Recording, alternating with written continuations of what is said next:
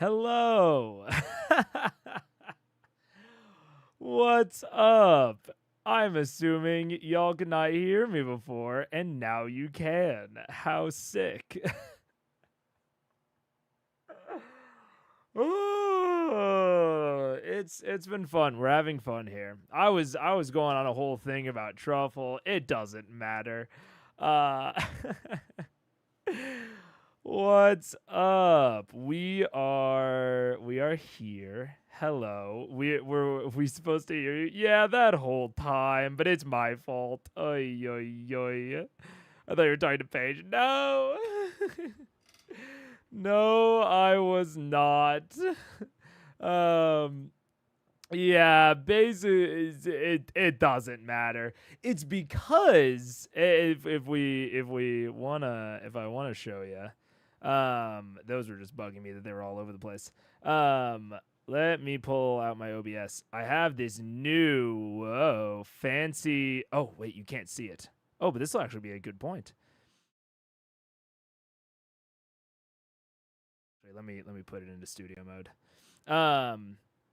Y'all can't see it, but down here, there's a whole shitload of new scenes, and I was talking to Ryan Immel, and he has his set up in a similar way, and it's basically I have the ability to like toggle things on and off, just with buttons, and I can toggle the sources of things. So like I can really quickly turn this background from my primary monitor to a different monitor, to like a specific window capture. I also, you might notice that the chat and the cam look not like off, but they look like a little odd.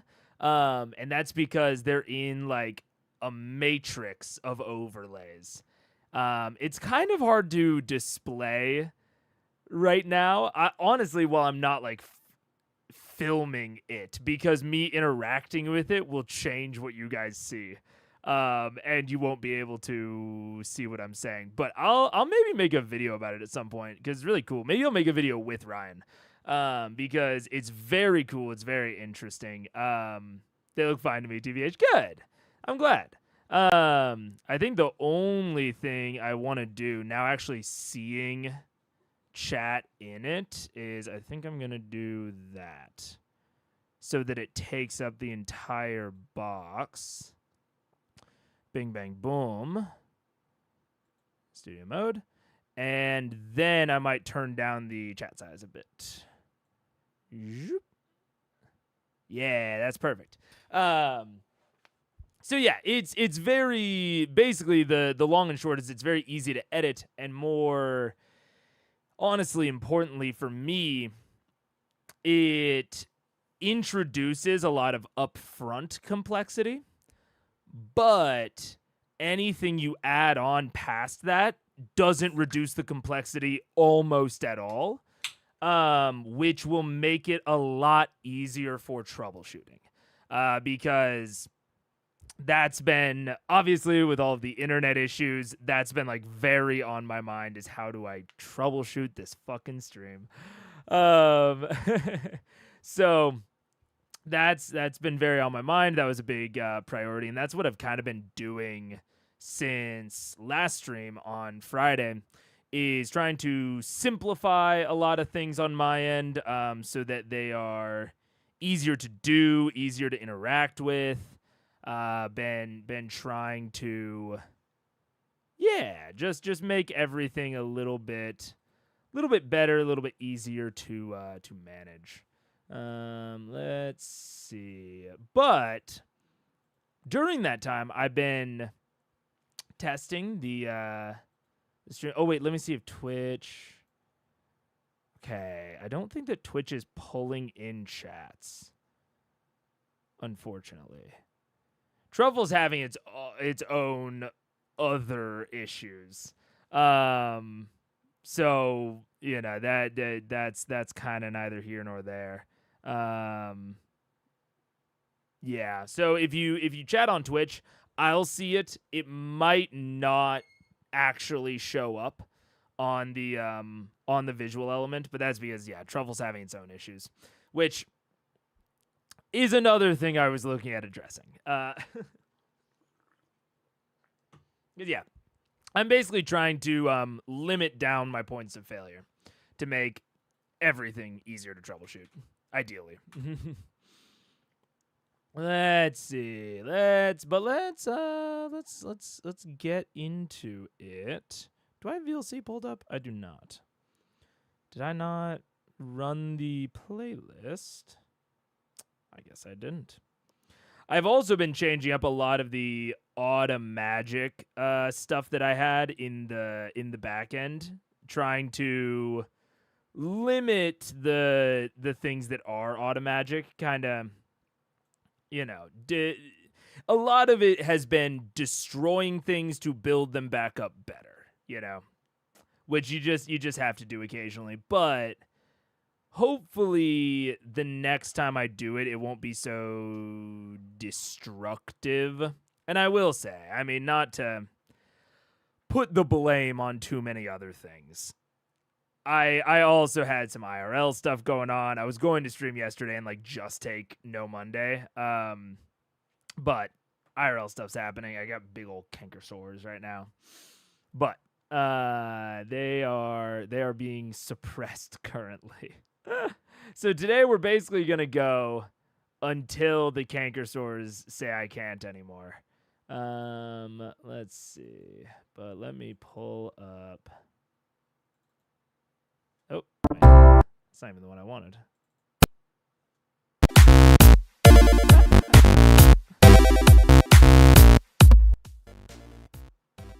Holy shit, that was loud. There we go. I wanted some sheep reliability. All right, we're gonna be playing off of that one today. That was very loud. All right. Okay, does the screen look good? I think it looks good. I think it looks fine. Okay, and then before I do anything else, we're going to speed dial this. Perfect.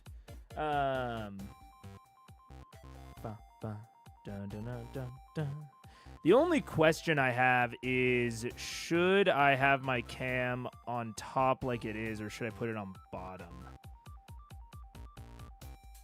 I actually think I might reorder this a bit. 1 second. Studio. I think I'm very slightly going to reorder this. I'm going to put you guys in the bottom right. So we're going to have you over there. And then not in there.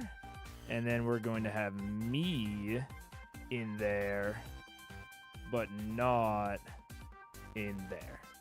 Cool. That's an example of what I've been working on and how I've been trying to make the stream a little bit easier to manage and organize, is those very quick switches. Since it's in this new reorganized matrix around the screen. And then the last thing is, your guys' background isn't quite dark enough, I don't think. Let's see. Background.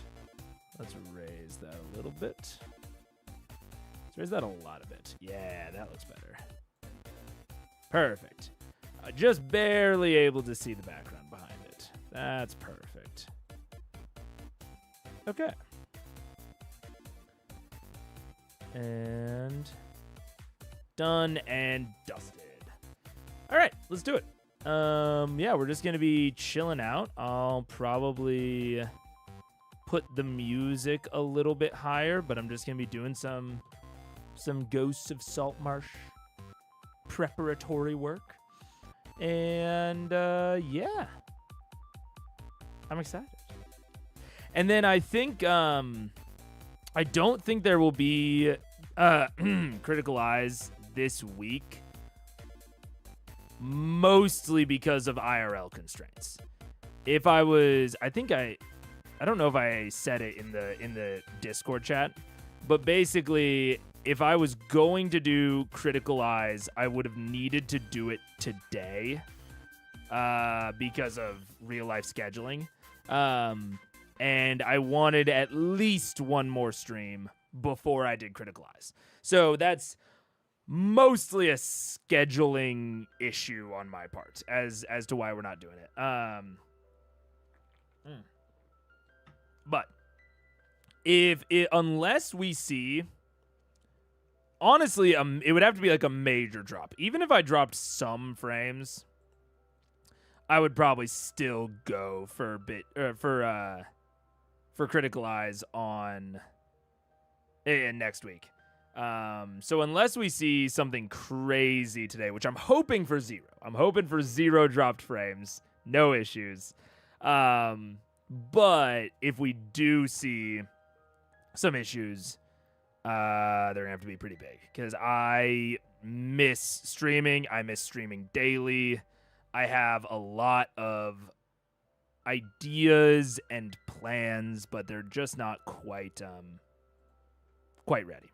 So we're going to get to it. But yeah, today we're just gonna do some casual, some Saltmarsh prep, mostly because this OBS stuff isn't finished yet. It's still very, I would almost call it alpha. But I am working hard on getting it ready. So let's see. Gaming. We're gaming. What's up? Let's see. All right, so last we left off, I think we had mostly finished the Saltmarsh environs map. So we had the Saltmarsh marker there. The players can't see anything else. But then if we go to the DM marker group, we have a lot of other shit that they will be able to see eventually as they unlock it. And I will move all of these markers from the DM layer to the PC layer. But this will be their map for now. And then I think the next thing I want to do is go hard into Saltmarsh. Saltmarsh itself. So we organized a bit of the map. We did the region map. Now I think we did most of this, but we haven't really organized these into their own articles. If, some of them might not need them. I think there's some shorter ones, Ellie Anders' house. Probably may not need its own article, but a lot of these longer ones might.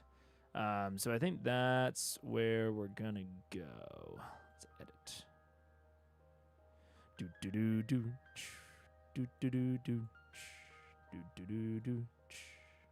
All right.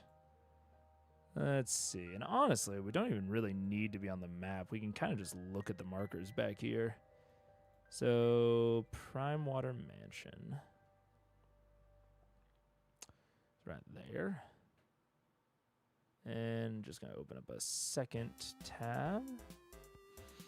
Is this a campaign you will be starting soon? I've only watched for Crit Eyes so far.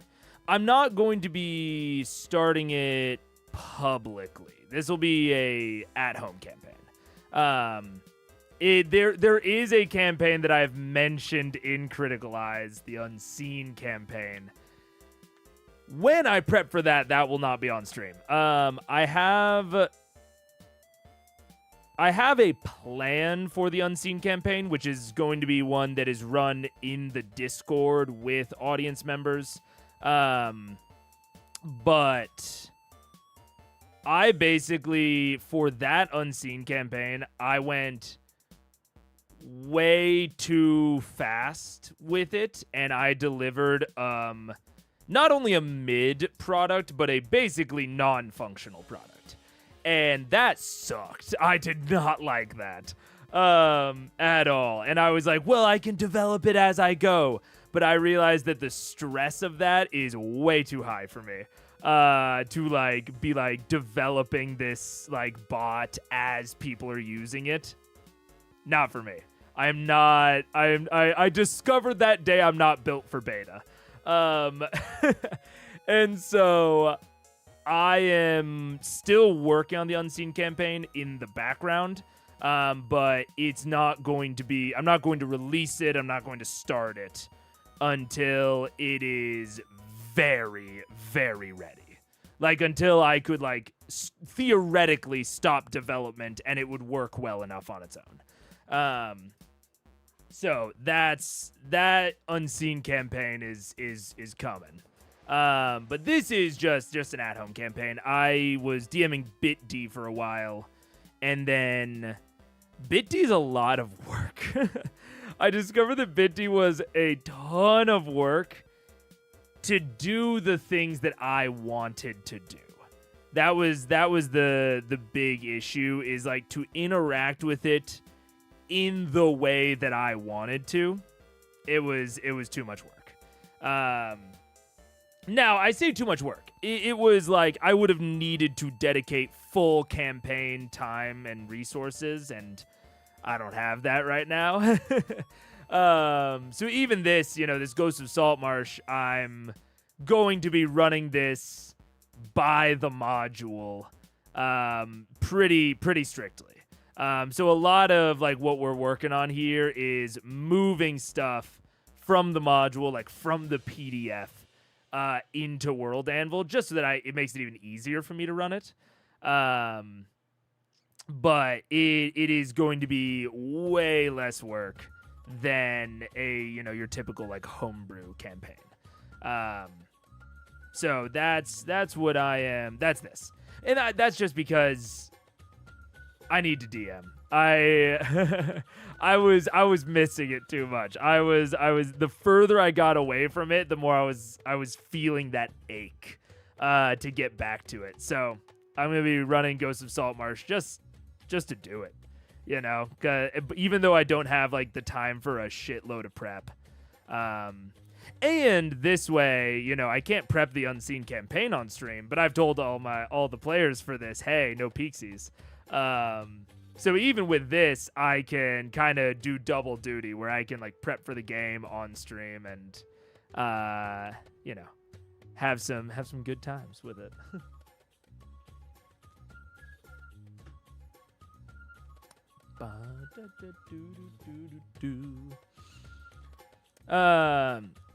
I built my world in collaboration with the players. As in player 1, I am from town X, then we decide game, location, environment, and stuff like that. I think that collaborative world building is something that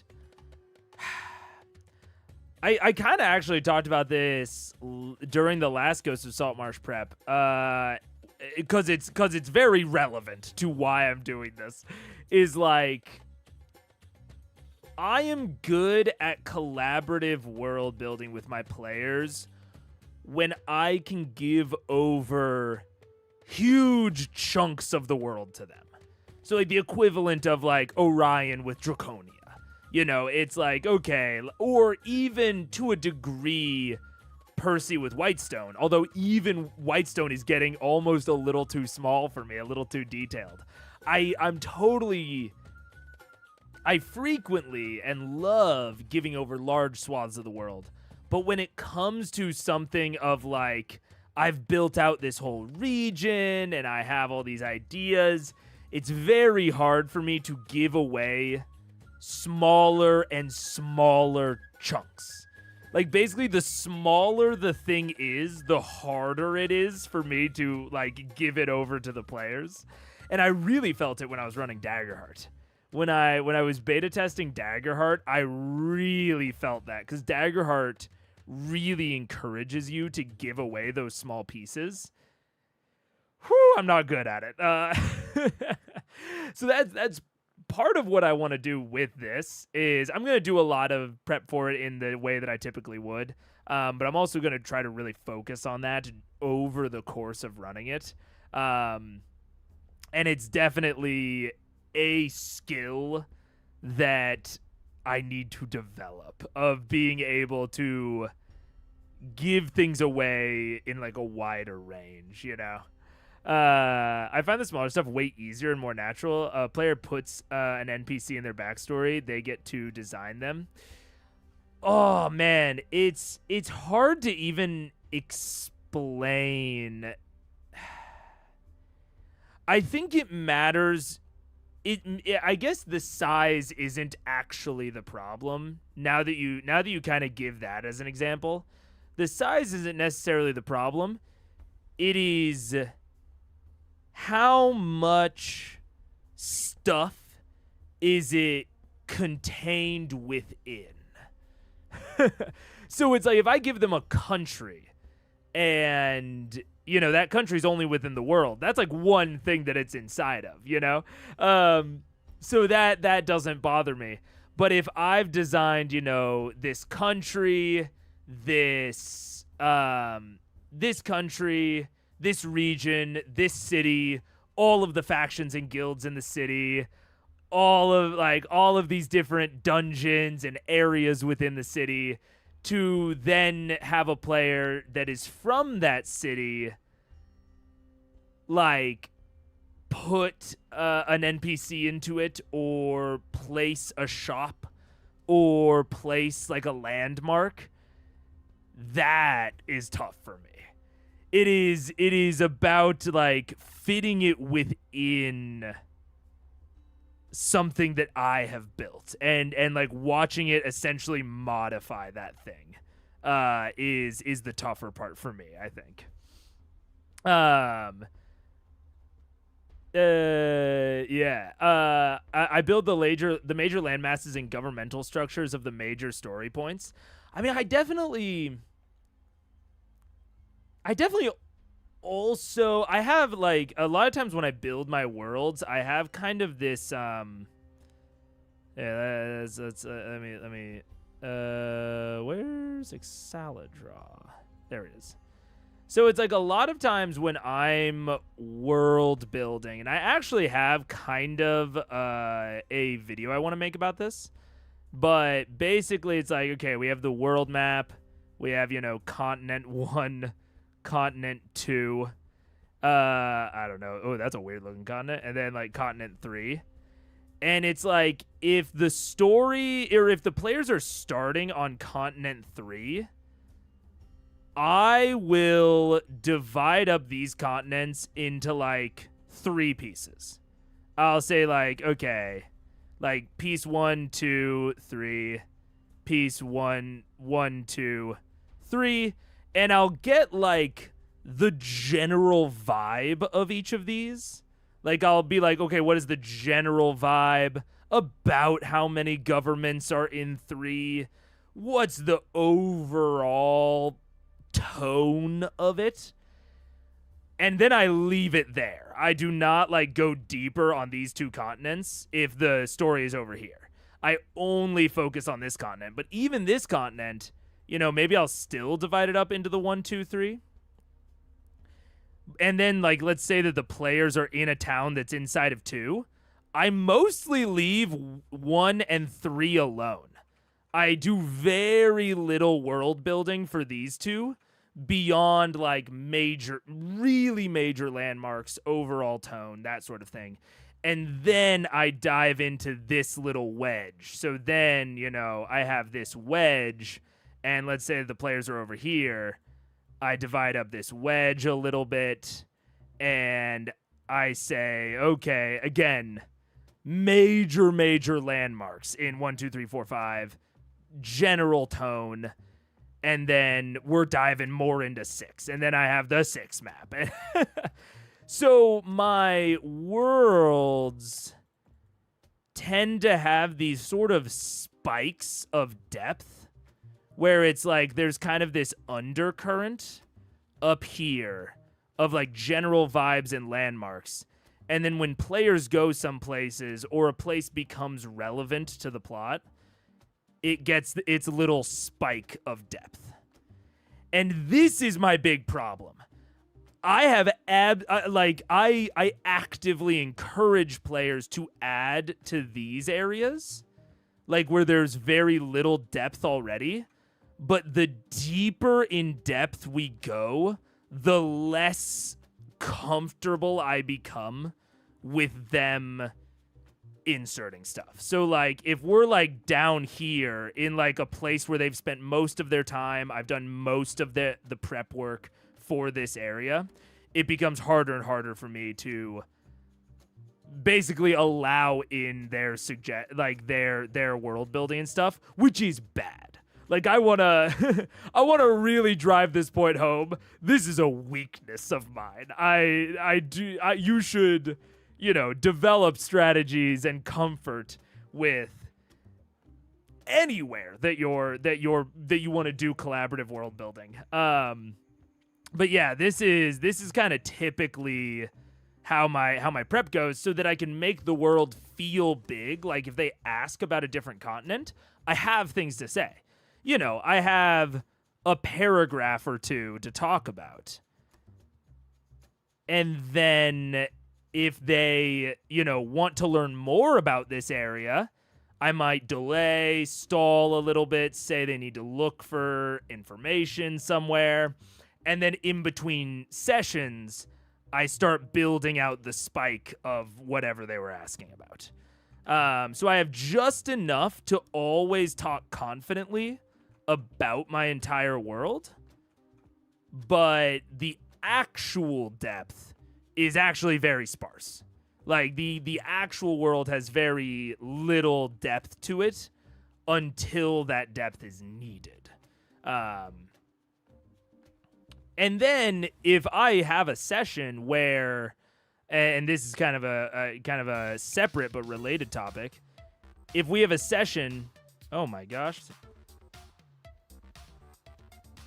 that music is both louder and more distracting. I'm gonna mute it.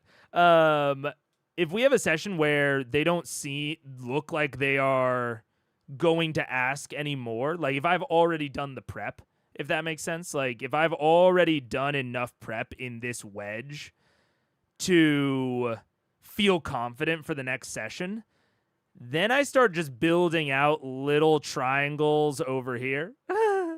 I just start building out little guys, little thingies that I can just kind of throw in wherever. And they're not 100% done. They're only like 80% of a thing. To where like I get like a lot of the hard stuff out of the way, but I don't like thoroughly flavor them or anything like that.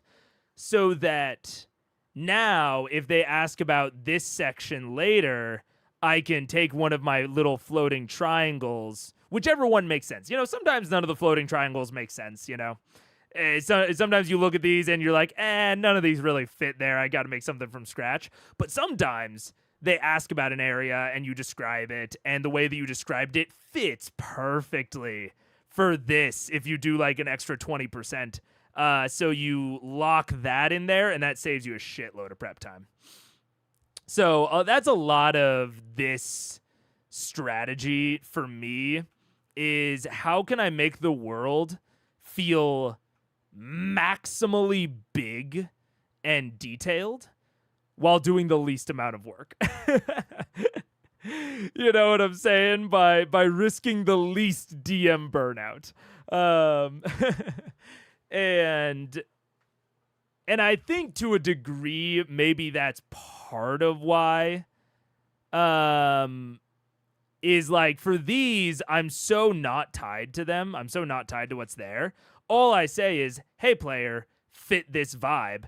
And because that's the only thing I have in my brain, we're all good. But if they want to add in something here, it's like, well, that now has to respect everything that came before it and everything that came after it.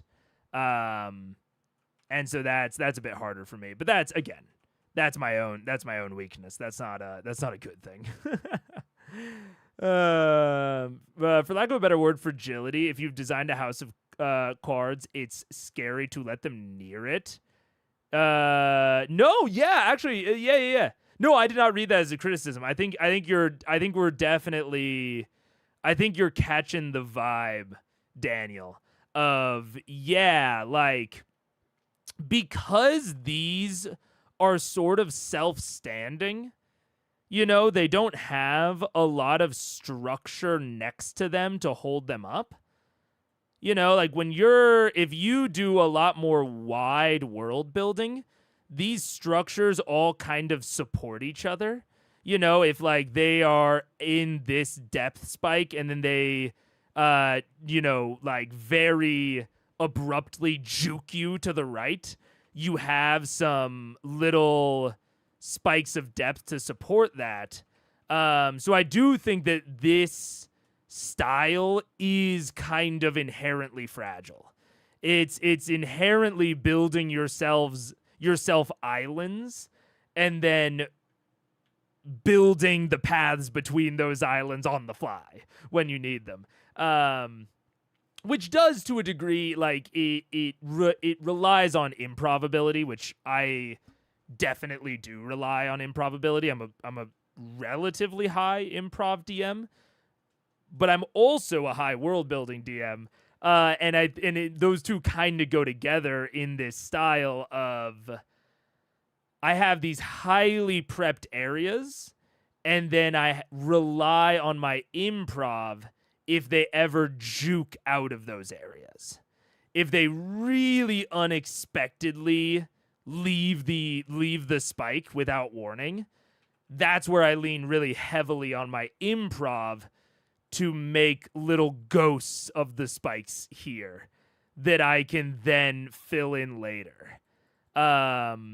But relying on my improv ability doesn't really mesh with also cohesively, or it's not that it doesn't mesh, but it's a lot harder in cohesively meshing in player details. You know, it's easier for me to improv with very little prompting as opposed to a lot of prompts. And all still have it kind of work together. See you, Valkyrie. I think your spike areas are what I consider player DM. I consider player DM constructed story. At my table, the major story gets threaded around the backstory. I don't build more specific major locations until I work with each player about their direct region. Player DM constructed story. I think if I'm interpreting what you're saying correctly, I think so. I think I agree. Because my tables are very player driven in terms of the plot and the story. So my goal at any given time is to give them a large and detailed playground to sit inside of. And I will constantly test out hooks to see what they're interested in. But I'm doing all of that within the fiction, and I'm focusing on building the world around them to facilitate the direction of the story that they want. You know, so I'm constantly looking at and litmus testing what does it seem like they're interested in. What are some directions I can take that in terms of the narrative and the story? They're really interested in this NPC. Great, I'm going to build that NPC's spike now. So I try to leave the world itself, or the world at large, very vague and very open, so that my players can direct the story and I can build the world in front of them to facilitate said story. More of a... I consider myself more the director and editor and them the screenwriters. Like, they are writing the story, and maybe I'm editing it and producing it and I'm directing the movie, which has a lot of influence on how the story unfolds and the plot beats and the structure and the pacing. But ultimately, I consider them the primary writers, not myself.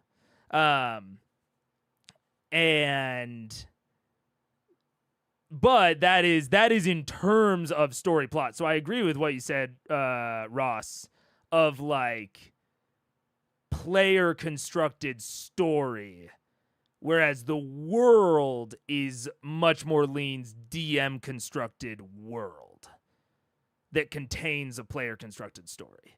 I think that's like a good way to describe my games.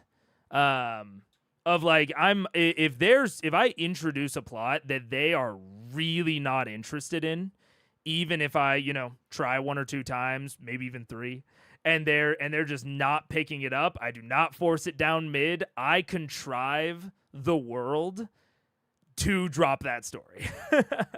Like I'm always trying to look out for what the players are interested in, with the understanding that sometimes I'm wrong, sometimes I misinterpret. I try to treat it with very soft hands. But once I've set something in stone, or once I've set something, it's very hard for me to change it. Like, I treat all of these regions with super soft hands, but the deeper and deeper the spike gets, the less soft my hands get. Like, I'm sort of like of the play style of like, these could contain fucking anything. They can contain whatever my players want, whatever serves the story. Who cares? But once this is built out, I get much more rigid about it. Which, to wrap around the point of this, is something I'm trying to change. I'm trying to treat these areas with less soft hands. Or with softer hands. I don't build more specific major locations until I work with each player about their... Oh, yeah. Yeah, and I mean, that's, I think, something that we're in alignment on. Is... if a player was from a region, to go back to this sort of leveled example, let's say that one of the player characters was from this first region over here. I would have them build the second level. Like, I would actively encourage them, like, hey, tell me more details about region number 1.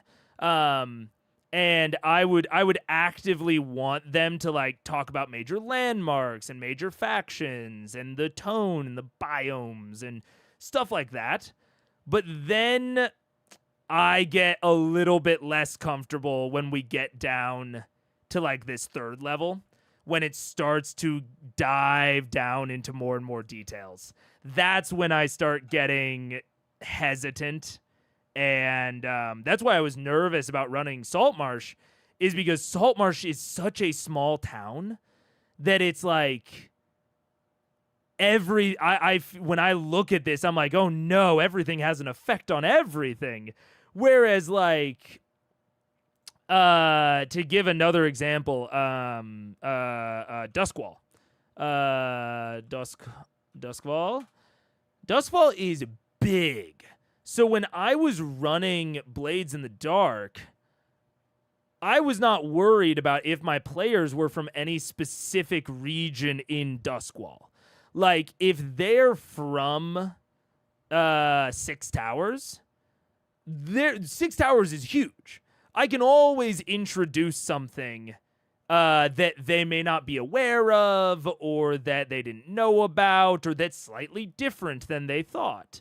Like the space is large enough that I can still play with the amount of information that players have. And so that, to wrap it back to the improv discussion, that makes it a lot easier to improv things. So if I improv something from 6 Towers, I don't have to be nearly as worried about what my player has said if they're, that's from 6 Towers. Whereas in Ghosts of Saltmarsh, if they say, yeah, I'm from Saltmarsh, I mean, they fucking know everything. There's not a landmark in Saltmarsh that I can improv that they would be unaware of, So that's where these sort of small, detailed enclosures, where if I let the player into the world building, I sort of construct this box around myself of they would know about anything that I add on the fly.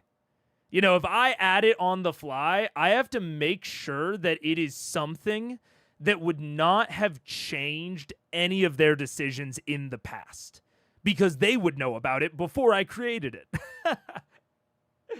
Which, to be fair, is kind of a skill issue. We could say it's like, oh, just get better at improving. Lol. Have all of your players' stuff up, like keep it all in mind. And that's a skill I need to build. That's a skill I'm not good at. I like to have layers of ambiguity, so that I don't accidentally. I think the big fear of mine is I never want to make the player characters look incompetent on accident.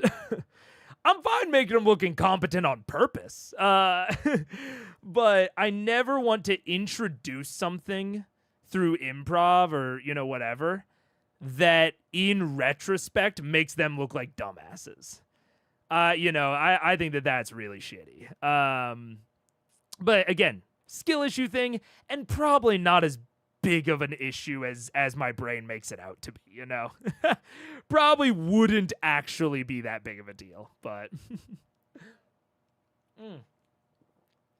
I'm terrible at improving certain types of things, decent in other types. So my world building style is all about what I can and cannot improv. Yeah.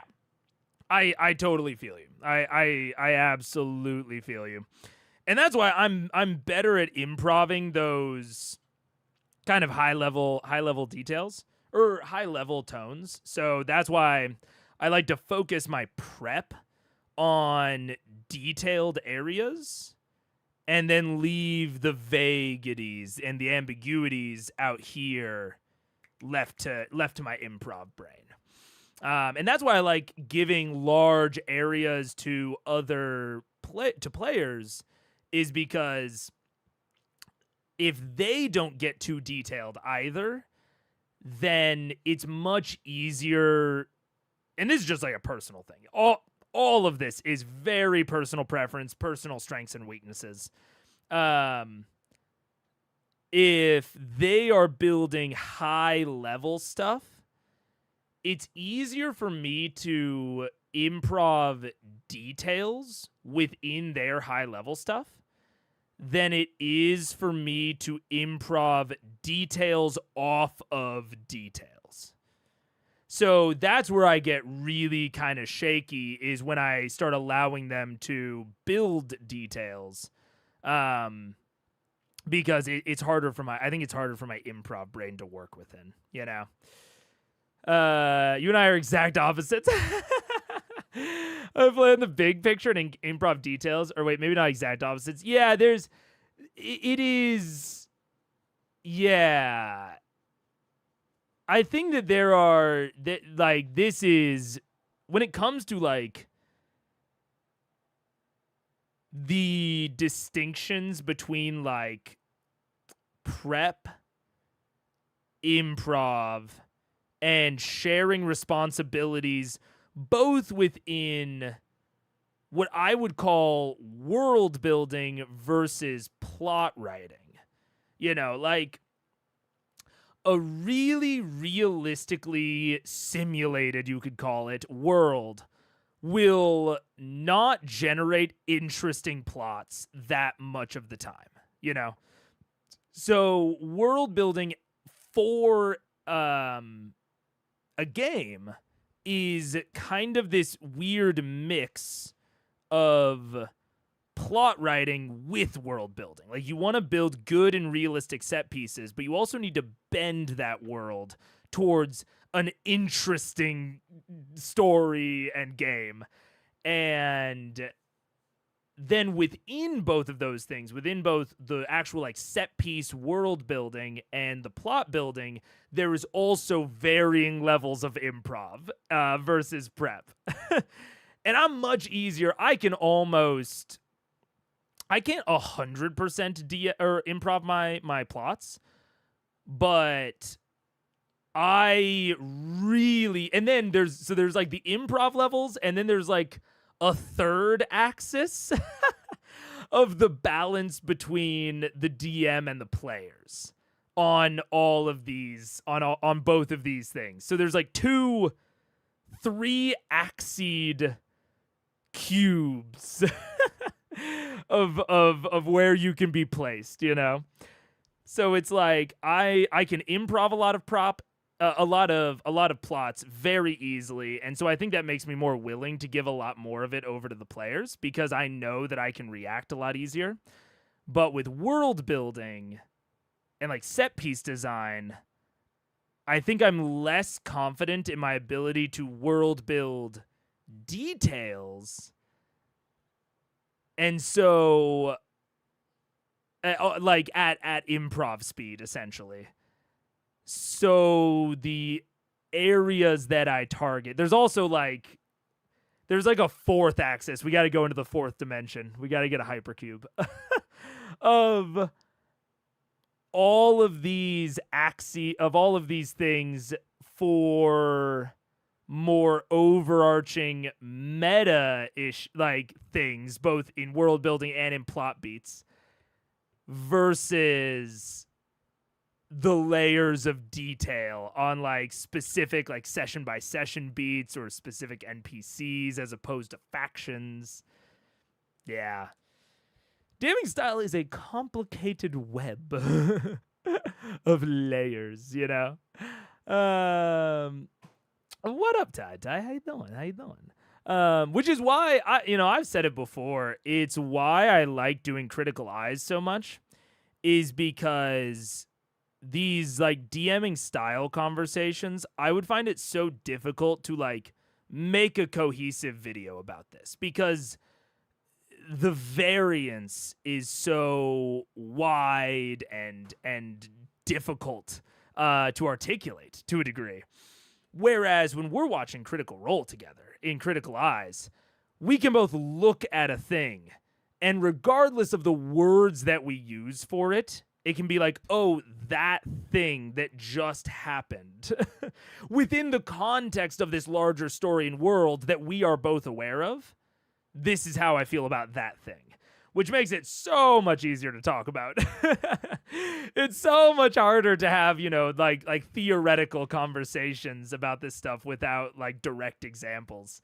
Because it's such a vague soup. In my most recent games, level 2 or 3, the players took out a bandit camp, and I decided the bandits have been kidnapping people and selling them. So my players knew they were really bad guys. Yeah, big kick the dog sort of moment. Yeah. Thought it would be a throwaway detail, but my players decided to overthrow the slave ring. Oh, yeah. One of the players was from a small town on the coast nearby, so that became the location the bandits were working out of, selling to wealthy people in the capital.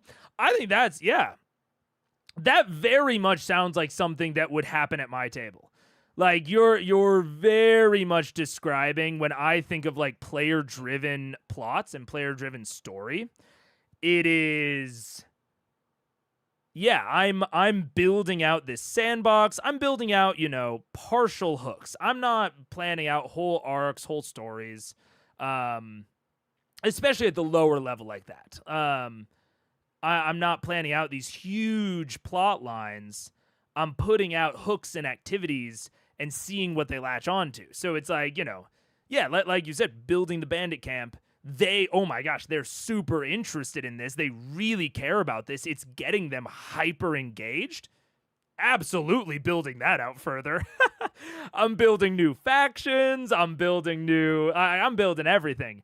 I will say the part where I think we diverge that does kind of highlight the differences is I would almost certainly place the bandit ring in a place of low in fiction knowledge, if that makes sense. So it's like, I think that and this is a purely stylistic thing, and it's actively something that I want to change. Like, I think that your way, if executed well, is going to drive even more engagement. Like, placing the ring in one of their hometowns creates an emotional connection to it and is, I think, a more driving and engaging way to develop that plot line.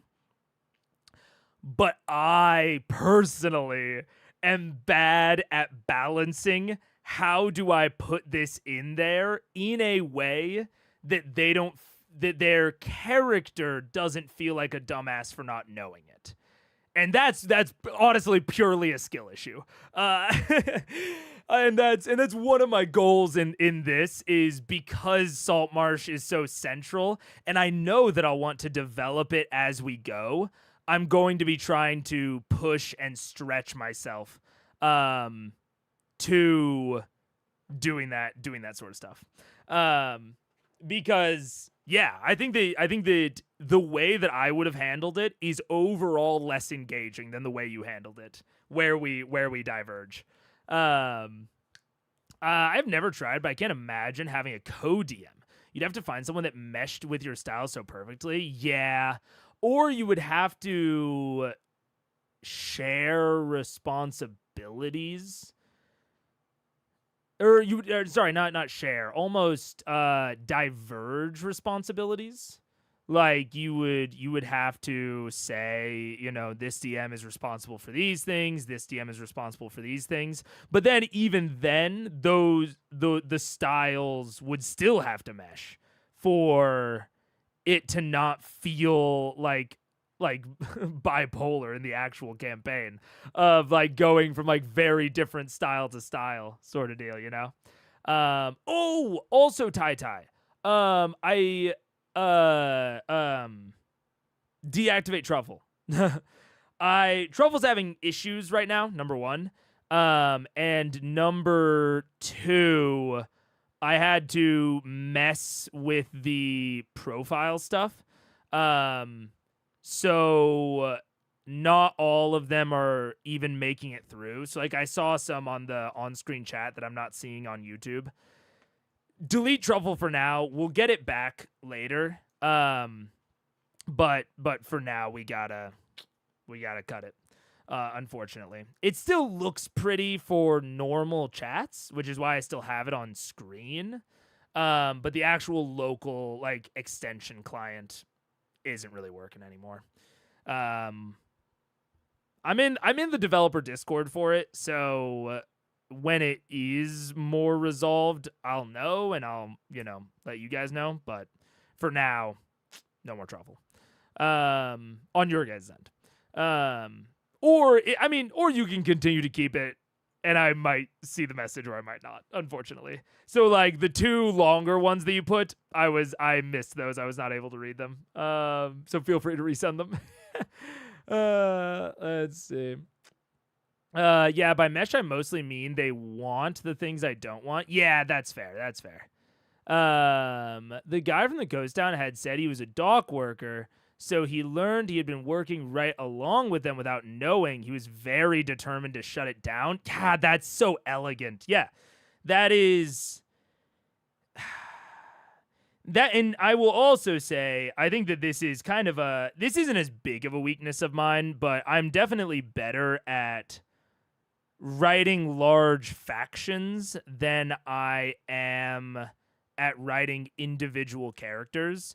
So like I think it's much more believable, and because of that, players can more easily suspend their disbelief if there's like a single person that they knew that's lying to them.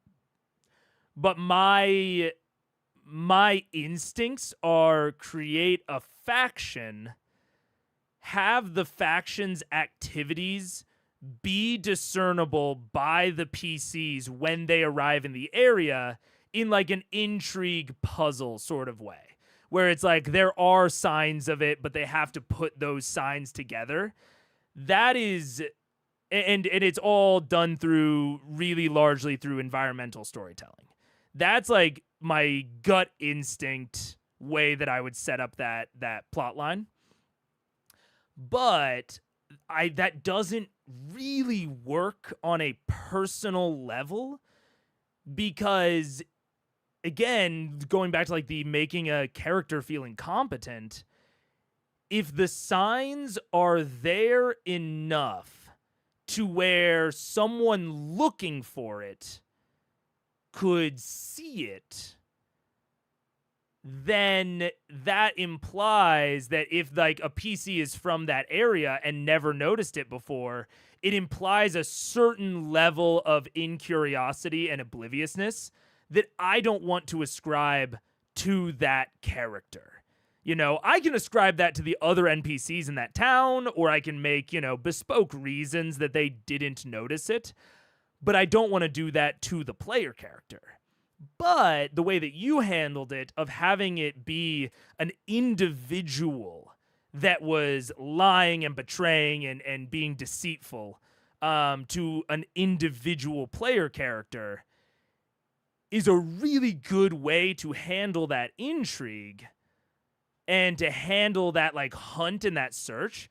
You can even make it very how would you say it? You can make it very you can still make it a puzzle, you can make it intrigue, and you can even make it to where the signs of the faction and the work are even more hidden because they sort of have this role play entry point into interacting with that plot line.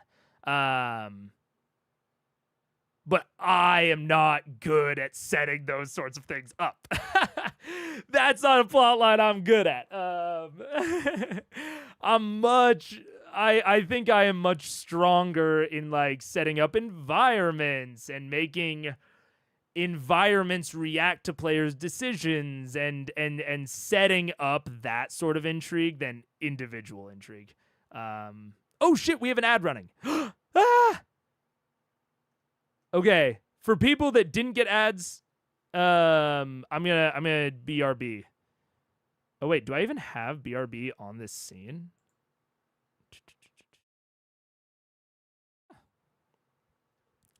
Oh god. Oh god. I don't even have BRB on the scene. That's crazy.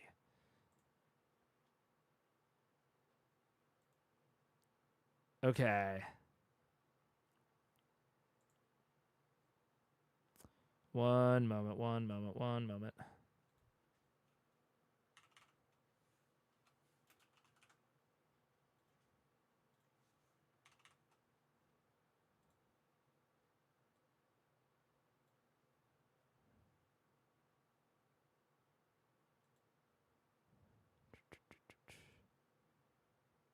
Let's activate. I'm being very quiet because I don't know who got ads and I'm trying to set up a BRB thing.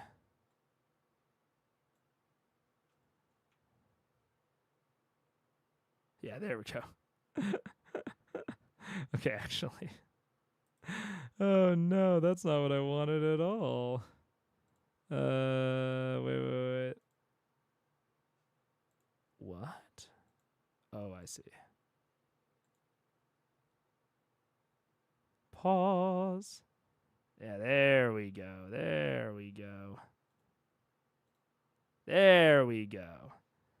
I got an ad on YouTube a bit back, but I do not have one here. Oh. Things are off kilter. I'll just say that straight up. But it's because I've been making some modifications to long-term make things better, but right now they're a bit off kilter because of it. Definitely not that. Yeah, let's insert those manually. There we go. Okay, there we go. Okay. So I have the ability to reveal a BRB if I need to.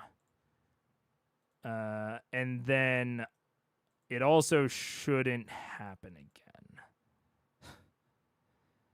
Ideally. Yeah, there we go. Yeah, it shouldn't happen again, ideally, but now at least I can react to it if it does. Cool. Okay. And even if it was still happening, I think it should be actually over by now. Let me know if it's not. What up, Hecate? How you doing? What the hell?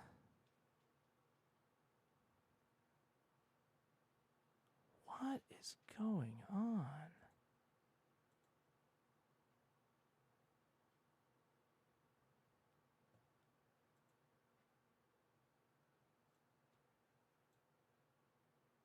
Yeah, things are weird. I do not know. Yeah, sorry.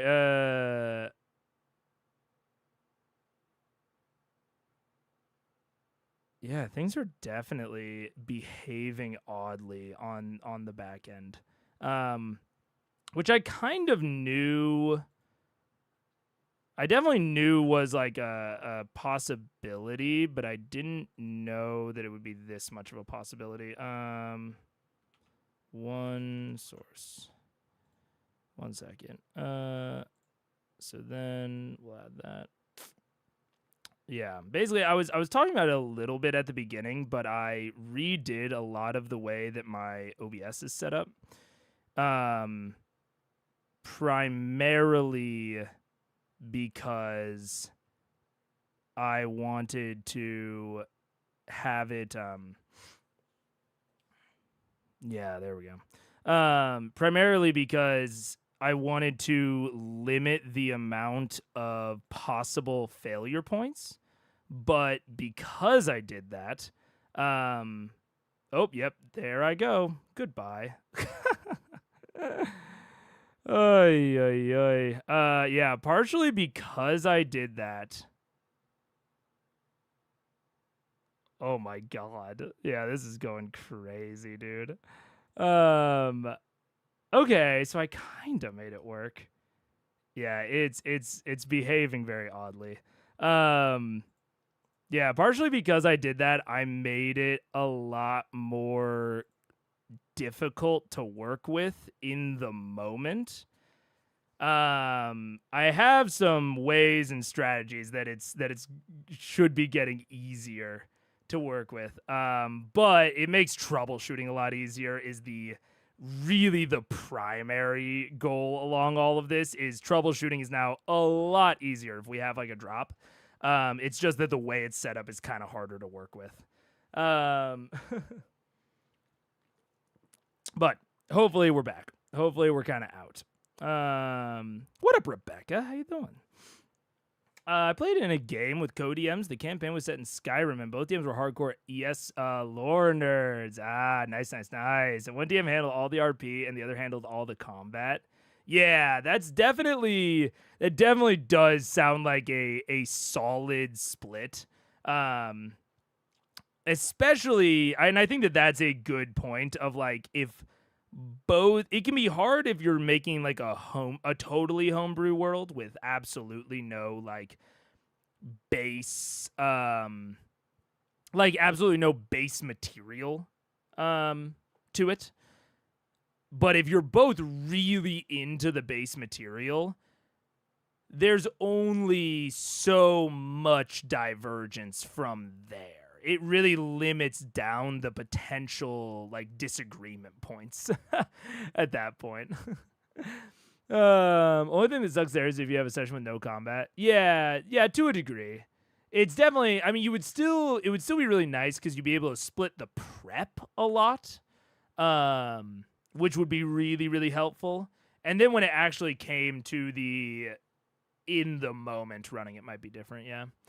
I got an ad on YouTube a bit back, but I do not have one here. Yeah. They actually informed each other quite a bit. The campaign was a political intrigue, and they built the plot of it together. Ah, there we go. Yeah, that's cool. That sounds like a very solid way to DM. Again, especially like being able to share that responsibility when you already have base material that you both know a bunch about. That sounds like it would be really helpful for the prep end of things to like avoid too much potential like burnout. That's very cool.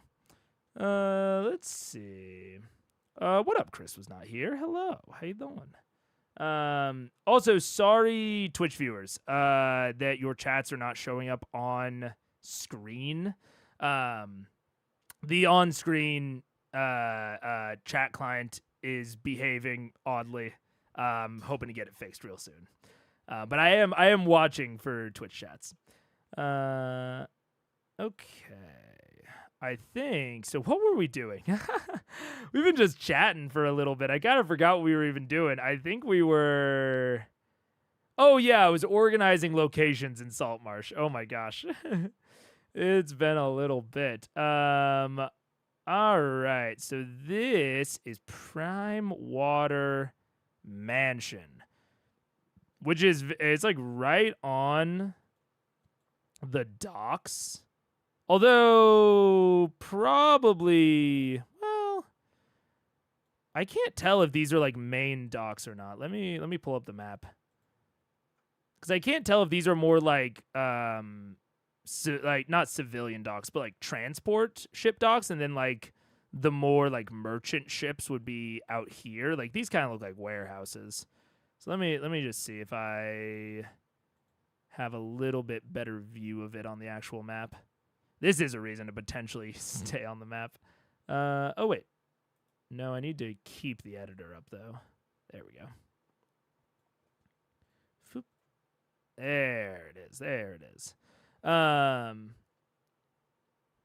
let's see. So 15 is the weekly market. Okay. So yeah, it seems like smaller like fishing trawlers, maybe not like industrial trade ships sort of deal. Sharkfin Bridge, Green Market, another market. What's this 8? Empty Net. It's rickety. Oh yeah, it's a tavern. Cool. 18 is fish processing. 19 is the Oland House. It's a mansion. Okay. 22 is another house, guild hall, and a cove. Interesting. So it doesn't actually really specify. There's a lot of houses right along the docks. I expected more of like these like real estate right next to the water to be more industrial leaning, but I guess that makes sense to a degree.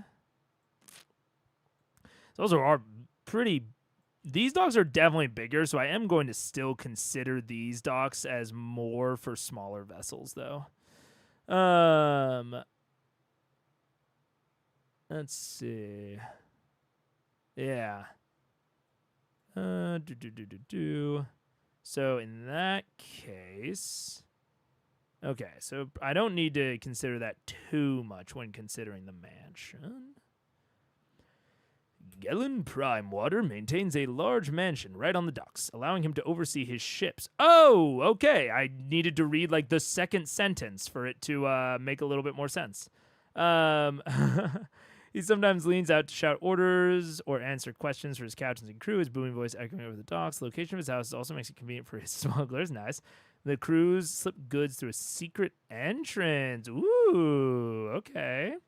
The mansion's most notable feature is its grand entryway and feast hall. Gellin hosts at least one extravagant feast per week, headlined by food and drink bought in distant ports. His cook, a young gnome named Felicia, sometimes hires adventurers to find rare herbs, meats, and ingredients. Interesting. Okay. So Gellin is a little bit shady, but in a shady industrialist tycoon sort of way. A business shady. Which could lean him in the direction of either useful, like a useful ally to the players if I make the goods that he's smuggling very benign. Like, oh, they're fucking spices that the kingdom has a bunch of tariffs on.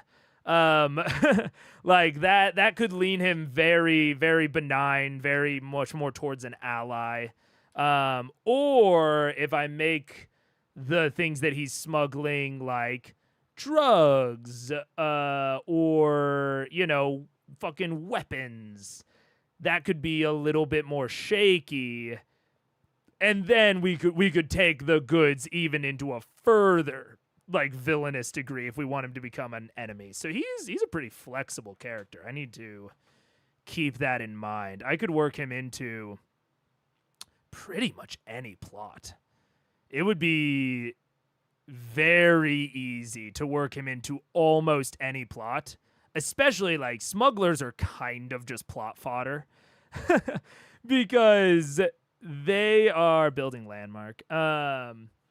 Like smugglers are plot fodder because what a smuggler is just someone that moves something that the government considers illegal. And that has such a long and sordid history of people thinking that it's BS. Like, you know, that a certain thing being illegal is BS. That you can really play with the morality of a smuggler really easily. Like, they're willing to break the law, but what that means can either make them seem heroic or villainous, depending on how you play it. Let's see. So, Gellin Prime Water. But yeah, this guy is definitely staying high on my radar. Would I put it in settlements? Did I? It's not what I would call a settlement. It's probably more of a landmark. I'm going to make a subcategory called Saltmarsh landmarks specifically. Saltmarsh landmarks. Since they're going to be spending so much time in Saltmarsh. And then... Oh, wait, no, not a new article. We will have an uncategorized article. Prime Water Mansion. There we go. And perfect. And then let's pop that open. Edit. There we go. There we go. The house near the docks could be part of the old city. True. Yeah. When it was a little bit more sleepy. Yeah. Sounds like the book says number 3. Yeah. I think you're right. It could also be drugs that he claims are just spices if you wanted a twist. Yeah. I mean, smugglers as individuals or smuggling rings, the morality can really just span the whole gamut because they are normally played as a foil to a different organization.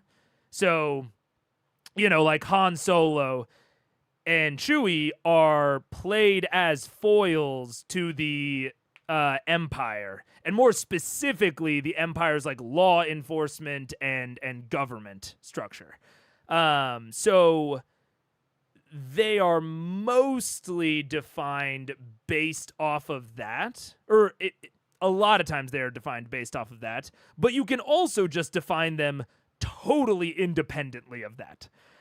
If you go even further down the well.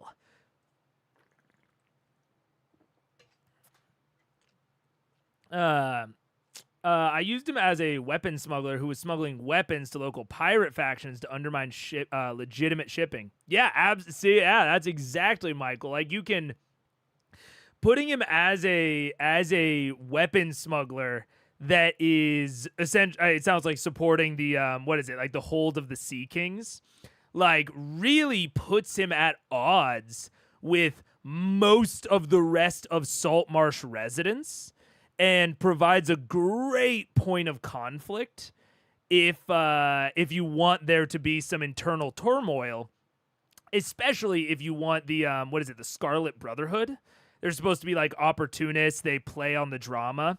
If you want a progression in their plot line, you don't even necessarily need to care about the drama between between Gellin and the rest of the townspeople, if his weapon smuggling is outed, you can use that as the hook to a deeper mystery of, well, who outed it? You know, when you ask people, they heard it from someone who heard it from someone else who heard it from this third person.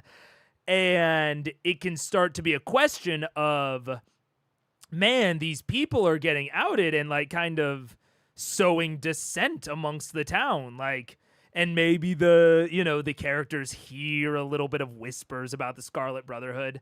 Or you can play that as its own plot line, especially if the players are more sympathetic to the pirates. You can play this as an opportunity to maybe strengthen pirate sentiment within the town, just off of, making them a weapon smugglers. I mean, yeah. I've been saying it. Smugglers just allow you so much flexibility. There's no way. Oh, Mansion Villa, perfect. Smugglers are just highly, highly flexible, in terms of what sort of plots you can tell with them. Saltmarsh. Ruler owner is Gellin Primewater.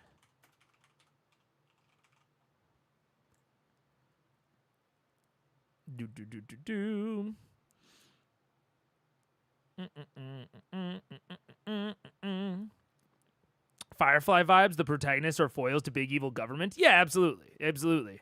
But you can also have, like, I mean, at the end of the day, like the smugglers that we think of in the modern day world are typically not altruistic. There's most of the smuggling trade in the modern day world causes much more pain than it. And I'm purposely trying to avoid content warning stuff, but you can fill in the blank. So yeah, I mean, it's very easy to have them lean whichever moral direction you want. When information is 20th hand, the original source is almost impossible to track down, but also the veracity accuracy. As a DM, I have my most fun when giving inaccurate info to my players. Absolutely. That's why I've said it on Critical Eyes before. I love dreams and poetic communication that is easily misinterpretable. I love it. Because then it becomes a puzzle of getting enough information, and then there's a secondary puzzle of what do you call it? Not aggregating. Constructing the truth out of the syncretism. I think syncretic. There's a word that I'm thinking of that I can't quite land on.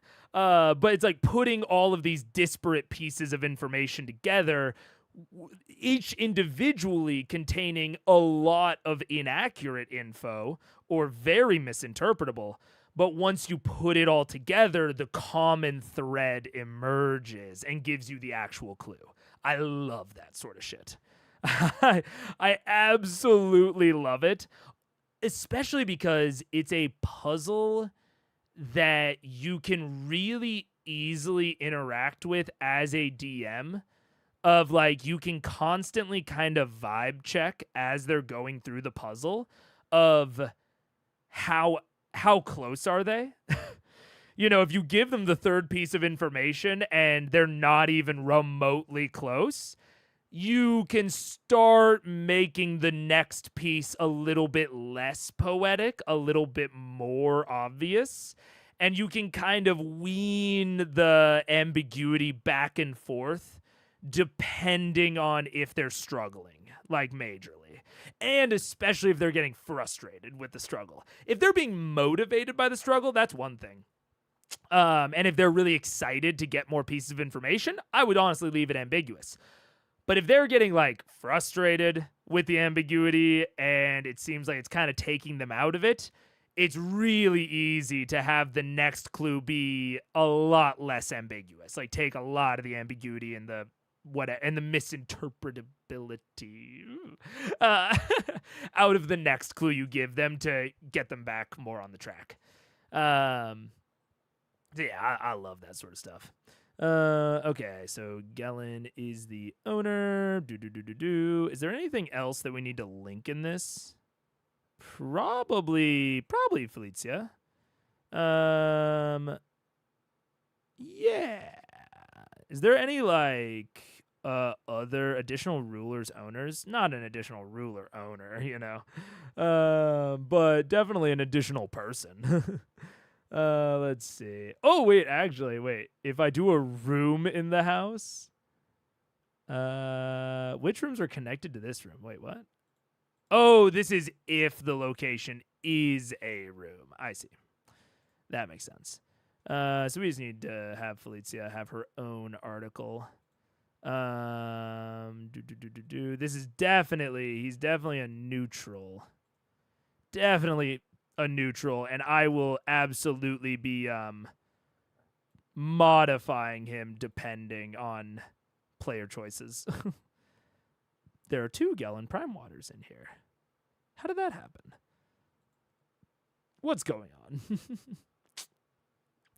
I recently had an NPC statement mini monologue that I'm unreasonably proud of that fits this vibe. Nah, don't be unreasonably proud of it. I think DMing is... Why are there 2? Oh, because he already existed. I probably should have confirmed that he already existed, now that I think about it. All right, so we'll get rid of that. And in Prime Water Mansion, we actually just need to link him. Let's see. So, ruler owner is Gellin Prime Water. There we go. Perfect. Being an adventurer, you get put into spots where you have to make big choices. Where you have big choices to make. You can either be a hero or a villain. Sometimes you make your choice and still aren't sure which one it made you. Ooh, that is nice. That is very, very nice. I like that.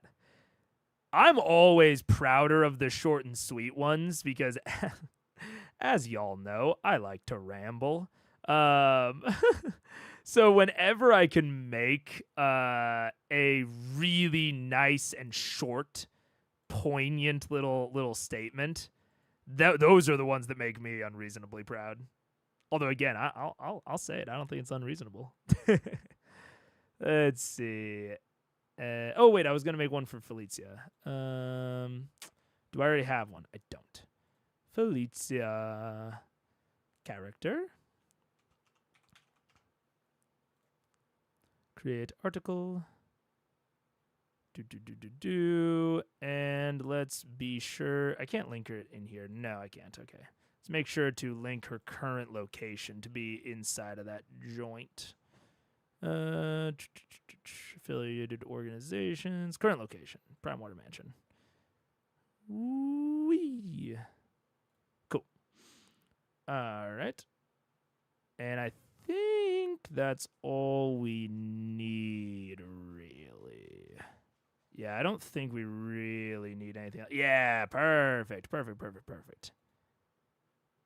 I might make Gellin. Actually, I like Gellin's location being Saltmarsh and Felicia's being the mansion. I think that tracks.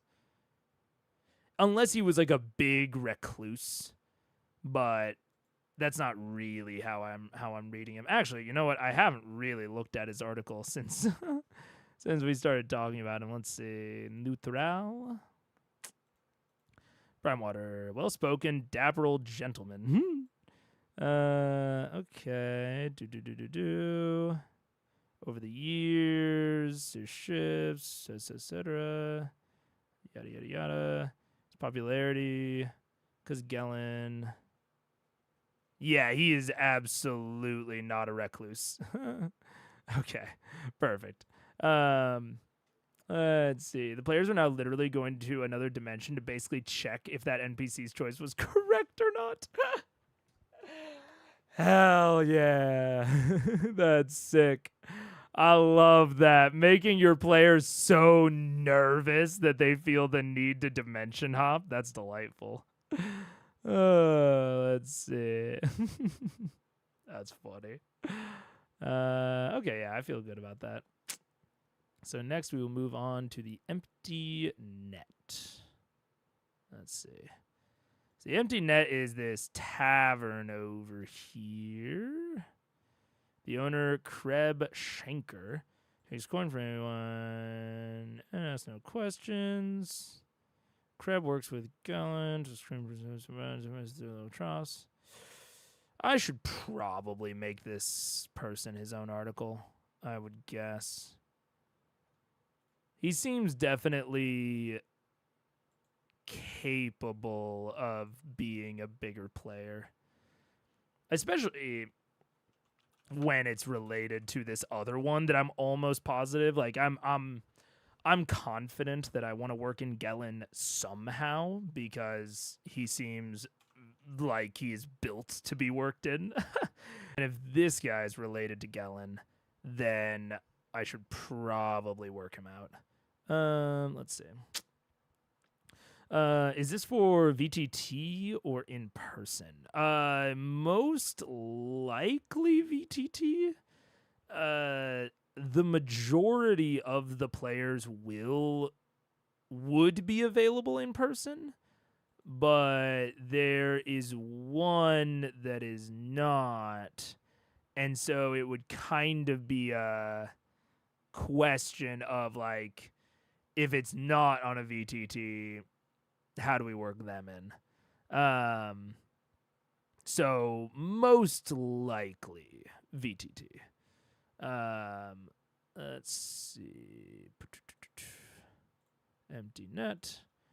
And I'm not going too crazy with all these things. I'm just trying to basically organize what's already there, you know? Of just like, okay, like this is what the game already wrote for me.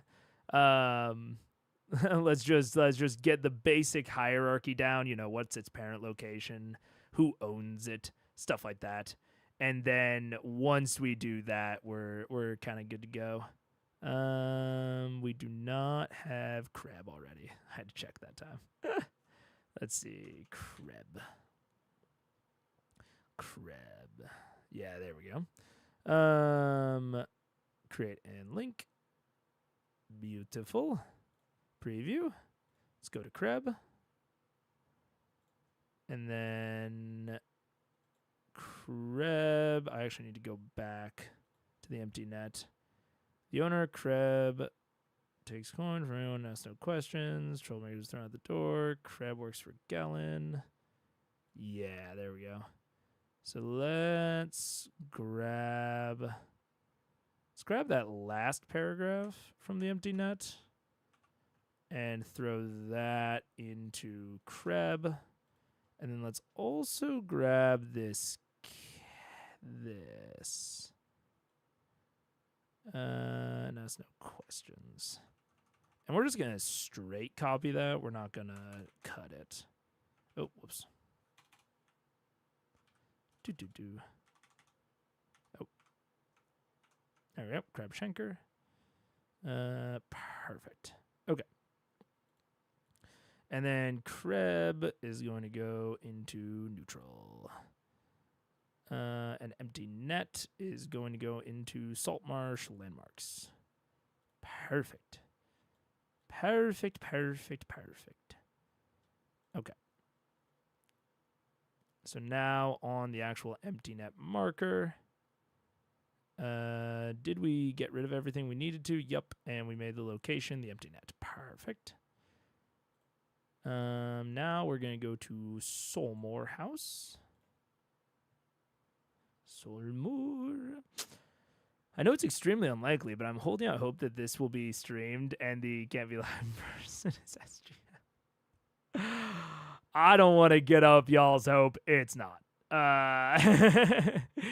It is not. No.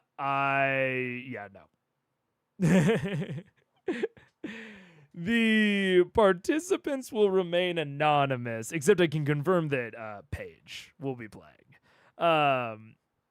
But otherwise, persons remain anonymous, and it will definitely not be streamed. Those people have already pre-expressed to me that they have 0 to negative interest of being on the stream. They just won't play D&D. But I do want to do streamed games. And I have some plans that I am slowly putting into action. But yeah, don't hold out hope for that. I've never thought to do play online. I'm physical emotive. Does it translate well on VTT? Ooh, it depends. I mean, I have a camera, and I am always on cam, regardless of if I'm DMing, if I'm playing, if I am participating in D&D or any TTRPG online, my cam is on.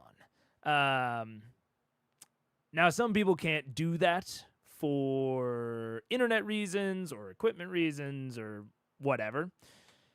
So, and there's also the additional complication.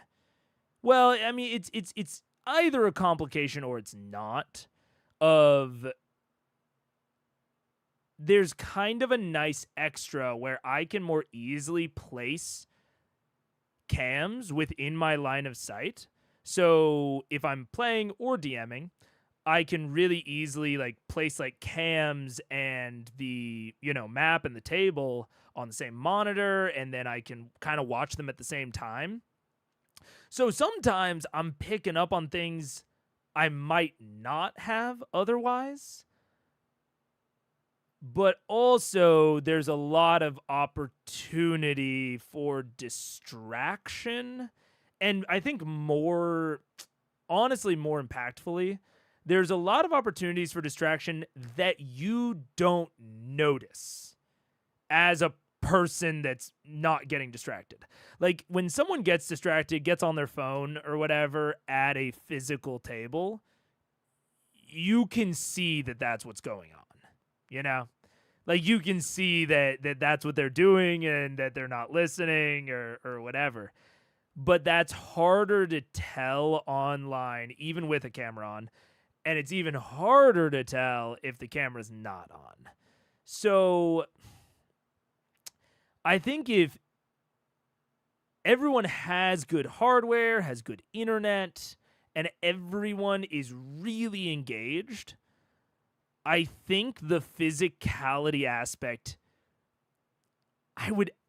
this is kind of a wild statement. I actually think that online might have a slight edge in terms of usability and accessibility, because you can so easily see everyone at once. You can really curate the comfort of your own space. And so it should be hopefully easier to be physical if you're not uncomfortable in some way. But the risk factors and the ability for that physical experience to be degraded are so much higher online. Like, I think maybe it has a slightly higher top end, which I don't think you'll hear a lot of people say, honestly. But the lower end is way lower. And I think that that's not an uncommon opinion. So I would say I've played probably 50-50, honestly, at this point, of online versus in person.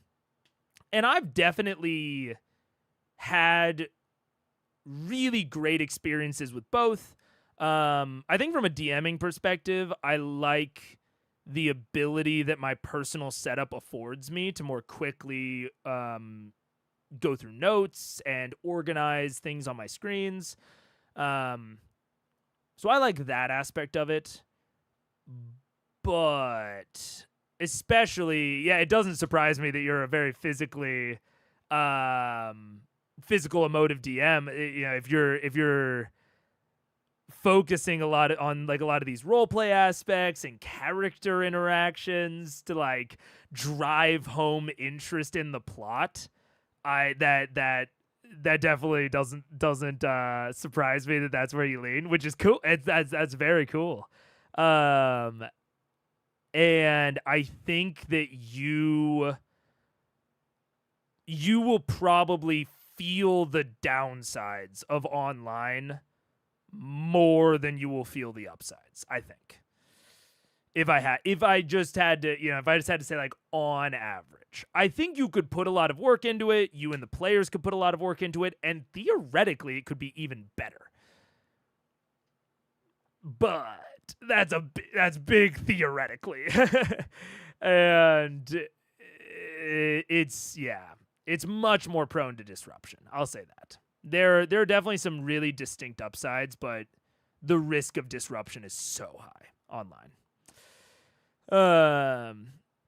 It's pretty busy, but hopefully it does happen eventually since it fell through before. I know, I do want to play it with him. We have some ideas on some more stuff to do together. But like you said, he's really busy. In general, I want to collab more. Part of the other reason that I'm, reorganizing the OBS setup and all that is to make collaboration organization easier and to make displaying things on stream easier. Because right now it's not very easy. So that's also partially a goal there. Yeah. There are certainly ways to mitigate the downsides. In theory, you could mitigate the downsides entirely away and leave only the upsides, but that seems unlikely. Yeah, I agree, Daniel. I think it's like there are a ton of potential downsides that theoretically can all be mitigated entirely, leaving you with only a better experience, but it's so hard to mitigate all of those downsides. Yeah, having multiple streams, being able to stage things on the second, etc. Yeah, and I also do think that for new players, online can be less intimidating because digital tools are easier to access on the same screen that, you're watching all of your friends on.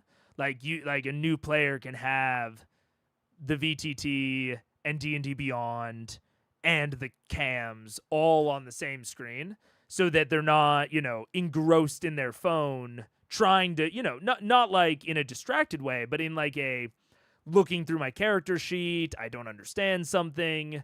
I'm using my phone as a tool and as an aid in person that can sometimes take them out of the moment in a way that is more disruptive in person than at the table, but that's a very niche example.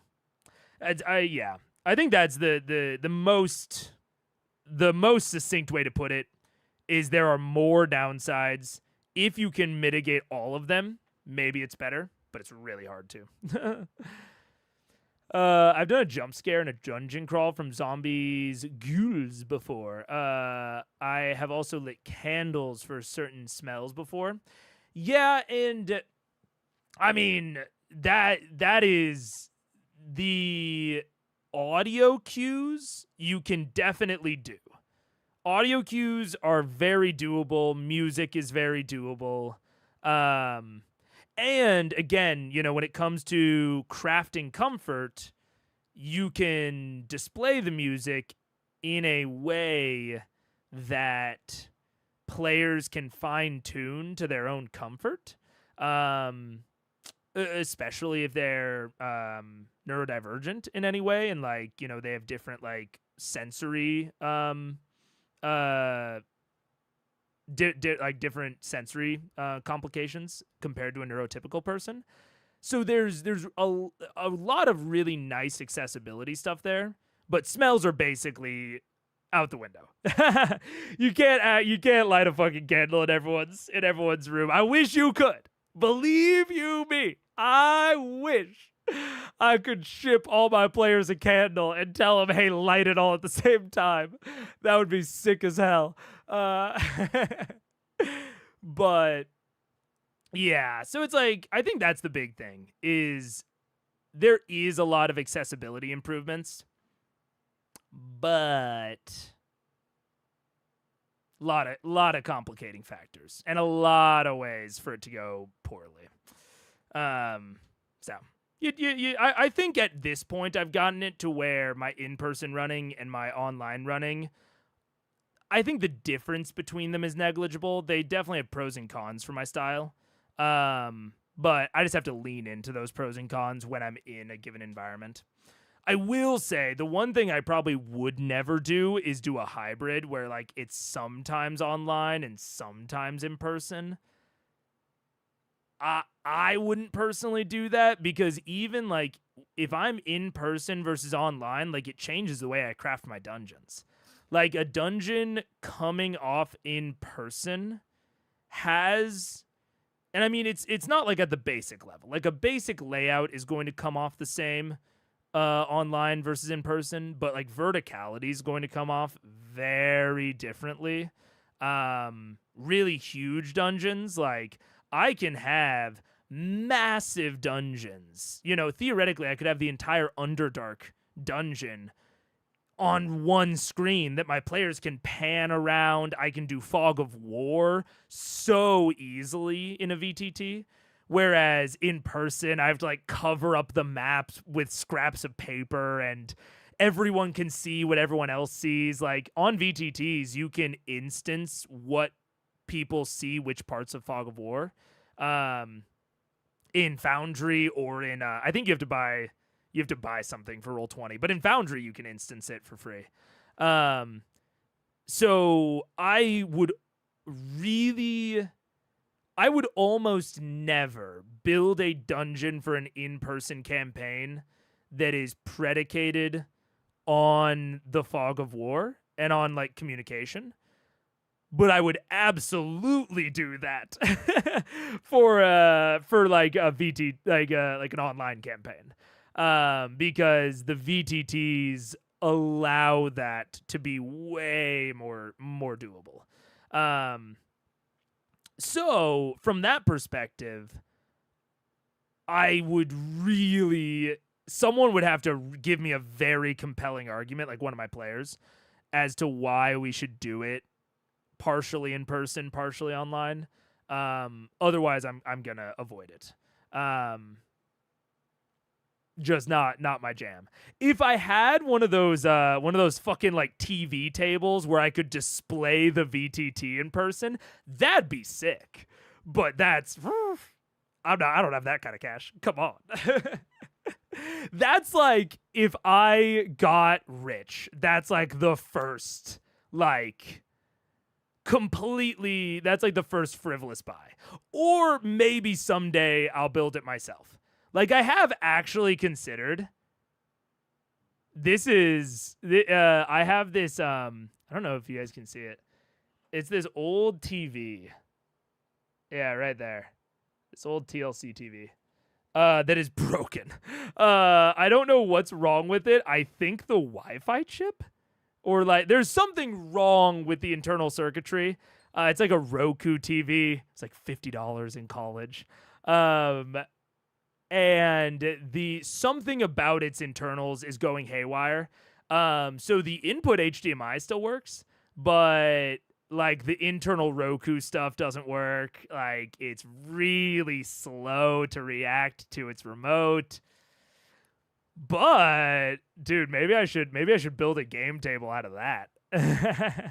But then I would also need like a computer to run it. So it's like, and where the fuck am I gonna get that? I guess maybe I could run it off of a laptop that has like the screen mirrored. So like if I have a laptop behind my screen, I could mirror the screen down. But then I would need a separate screen for the behind this.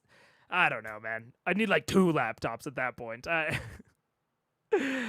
That would be the only way I would run a hybrid, is if it was in person and online at the same time.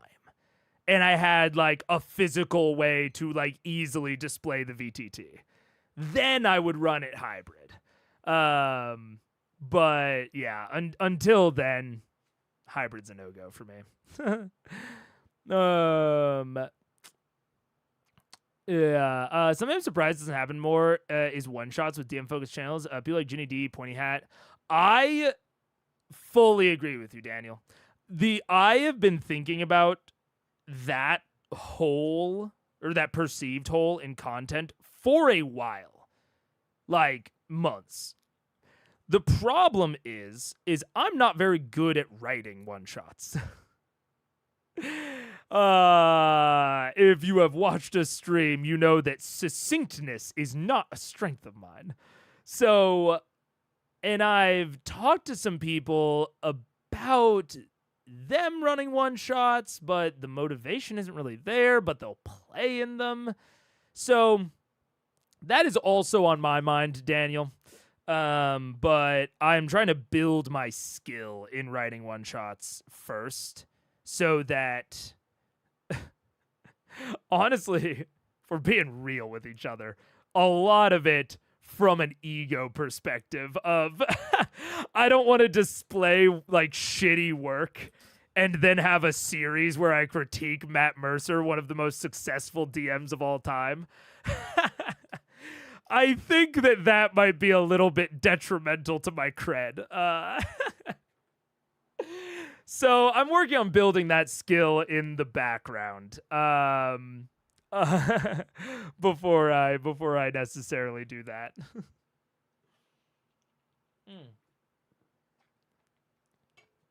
Yeah. Definitely a one-off digital. Yeah. My solve for FOW for in person is cutting up my maps, so I place each room down until it has been revealed. Yeah, it's definitely doable in person, but it is way more doable online for Fog of War.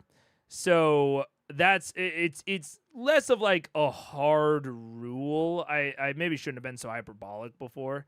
It's less of a hard rule and more of like the direction that I'm going to lean in for dungeons in general. Because I play so often on both. Yeah. I played at a table that used a projector on the table, mixed digital maps and terrain. That could be cool as well. Like, I definitely think that there are ways to do it, but it also requires like a little bit more space. I live in a pretty cramped apartment. I do not have a lot of space to go around. And yeah, I think all of the solutions would require some sort of setup on table that would also require a lot of space. And I've also, to that end, since I had the resources to potentially do some lower budget solutions, I haven't had the opportunity to run in person since then. So it's like, ever since I had like a full-time job and adult income, where I could like maybe set these sorts of things up, I have not run in person since then. So it might be a little bit more accessible than I'm thinking it is in my brain. But I haven't really had a reason to. Maybe this will be the one. I kind of doubt it though, because it would be, I don't have like a good camera setup to where it wouldn't be highly detrimental for the person that was digital. Like, there would be such a layer of friction, similar to like Critical Role when someone's on the Skype phone. Like, there would be such a layer of friction, and I wouldn't want their experience to be so massively different from the other players at the table. But one-shots, you say? Yeah, yes sir, yes sir. I understand why you'd feel that way, but it's pretty common for critics to not be top tier in the fields they're critiquing different skills. Yeah, analysis is definitely... analysis is very different as a skill set, and I definitely do know that.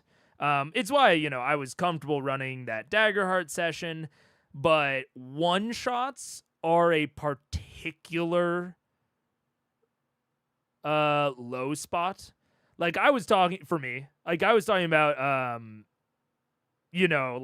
like we were talking about the player and DM world building earlier, and I was calling that a weakness this whole time. If that's like a 5, my one shots are like a 1. Like I feel terrible after I run a one shot. I feel like I wasted people's time. Because every one shot I've ever run has needed to be a 2 shot at minimum. Most of them stop halfway through because the people involved were not prepared to run 3 or 4 sessions when they were told it was going to be 1.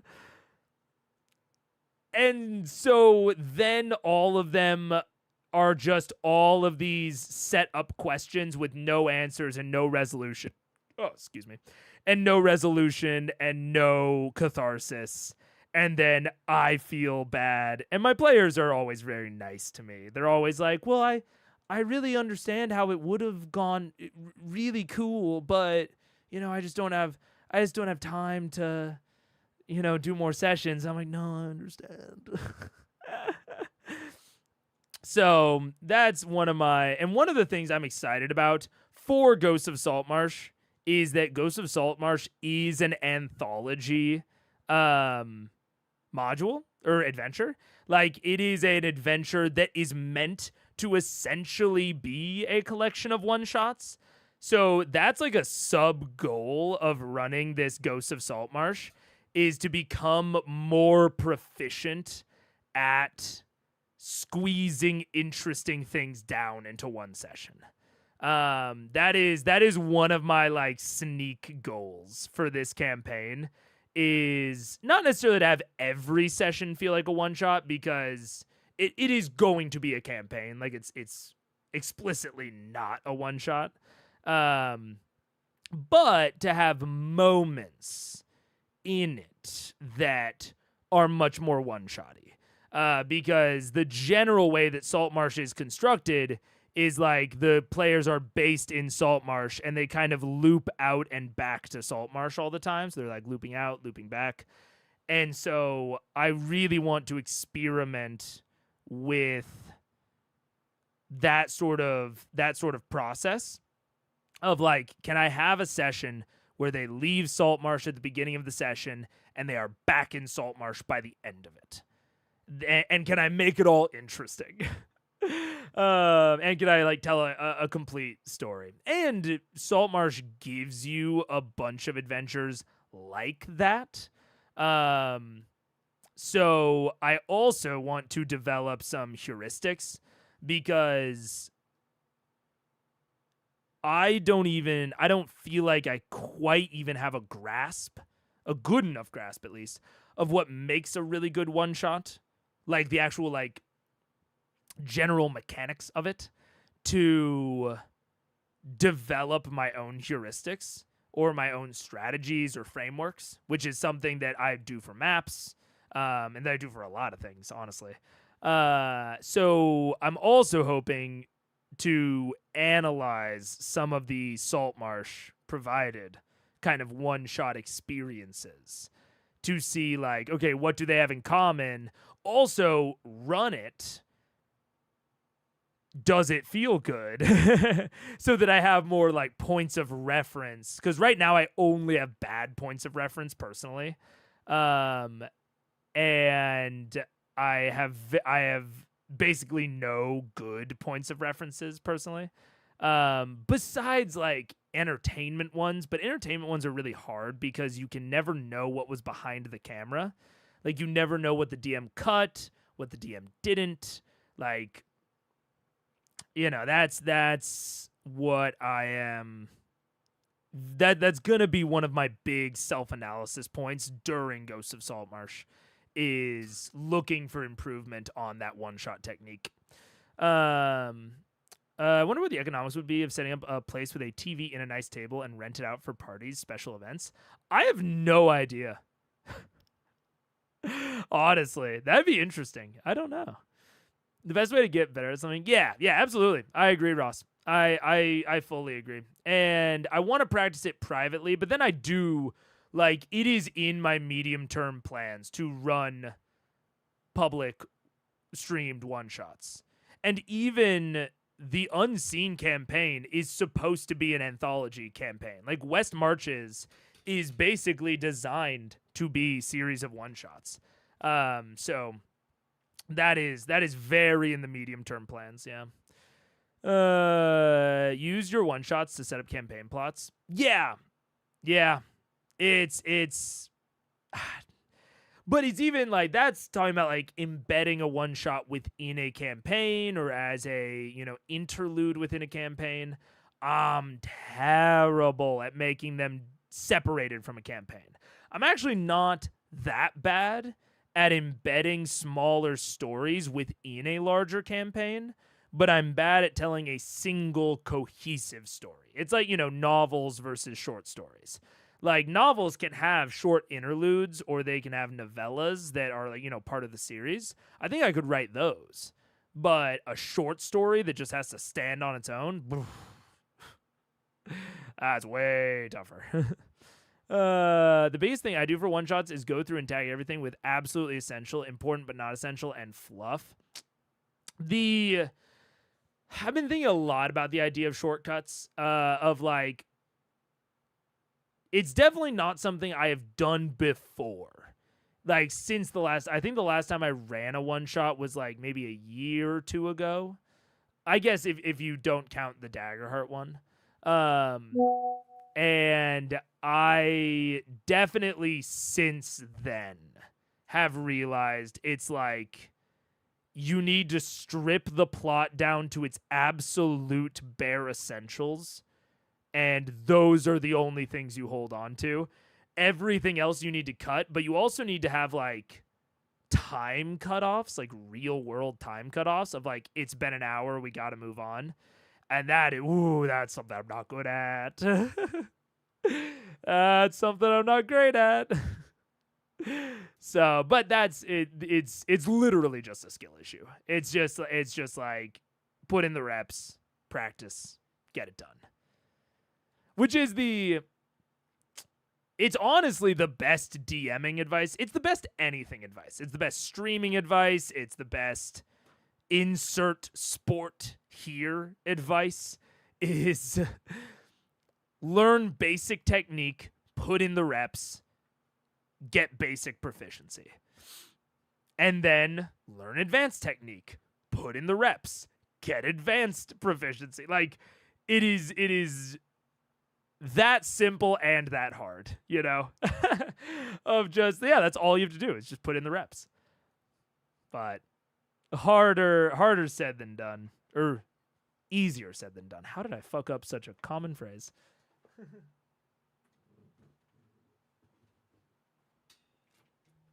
Let's see.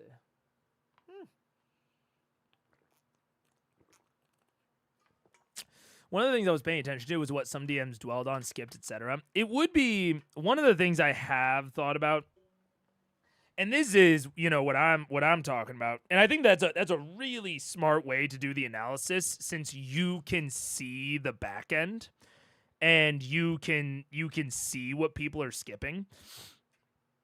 But that's the tough part for me. Looking at not self one shots. How do I say it? It's like, honestly, this isn't a skill I've been trying to train all that much, but I think if I was really, really dedicated to training this up, it was like a huge short-term priority. I think the best way would be to look up someone like playing Candlekeep Mysteries or something, one of those like really anthology based set like things with all these one shots. Have the DM material on your end and like take like time code notes of like they hit this piece of content at this point, this piece of content at that point, and like really try to lay out the pacing that way. And I would need to do that for so many things, which is just something, again, just got to put in the reps. If I was really, really focused on building this skill and like it was my number one priority, it's like, yeah, look up like 5 people playing Candlekeep, playing Daggerheart. You just have to have something that you have the DM stuff, because I think that's the really important point of like seeing what people skip and what people dwell on, and if that dwelling felt good or not. If you don't have the DM side to compare and contrast it to, I think that analysis is way harder, unfortunately. You know? My homebrew world was built up from player actions in one-shots, so they got super invested in the world because their characters are in the world from the jump. That is really cool. It is. And that's why this is like a medium-term skill goal of like, it's on my radar of things I do want to really enhance about my game, but it's not short-term goals because I can still run campaigns and not feel too like I'm missing too much on it, you know? Even if you do it after rather than before, if you really want to deep dive, yeah. I try to take, though that isn't a terrible idea if you're that deep into it. Yeah, this is really the only analysis you can do for pre-built, though I think you can start to learn lessons that you can transfer. Yeah, and that's what I'm gonna do it a lot on the self-analysis, and then when I do get to the point where I really want to train this muscle, I will probably need to, like you're saying, just watch a lot of different people run the same thing so that I can compare and contrast, learn those lessons, and then test the lessons on my end. It's basically like trying to nail down what the technique is so that I can put in the reps, you know? Because right now, I wouldn't even know how to build a good one-shot that I can put the reps into. Like, I have some ideas that I'm going to try, but I don't have a lot of confidence that those are, like, the exact ideas, you know? One thing I noticed with the Dagger pre-built is that everyone I watched thought that the Arcanist was evil at first, and the DM had to respond to that assumption.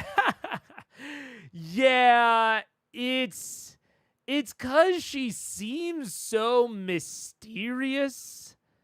I think it's like the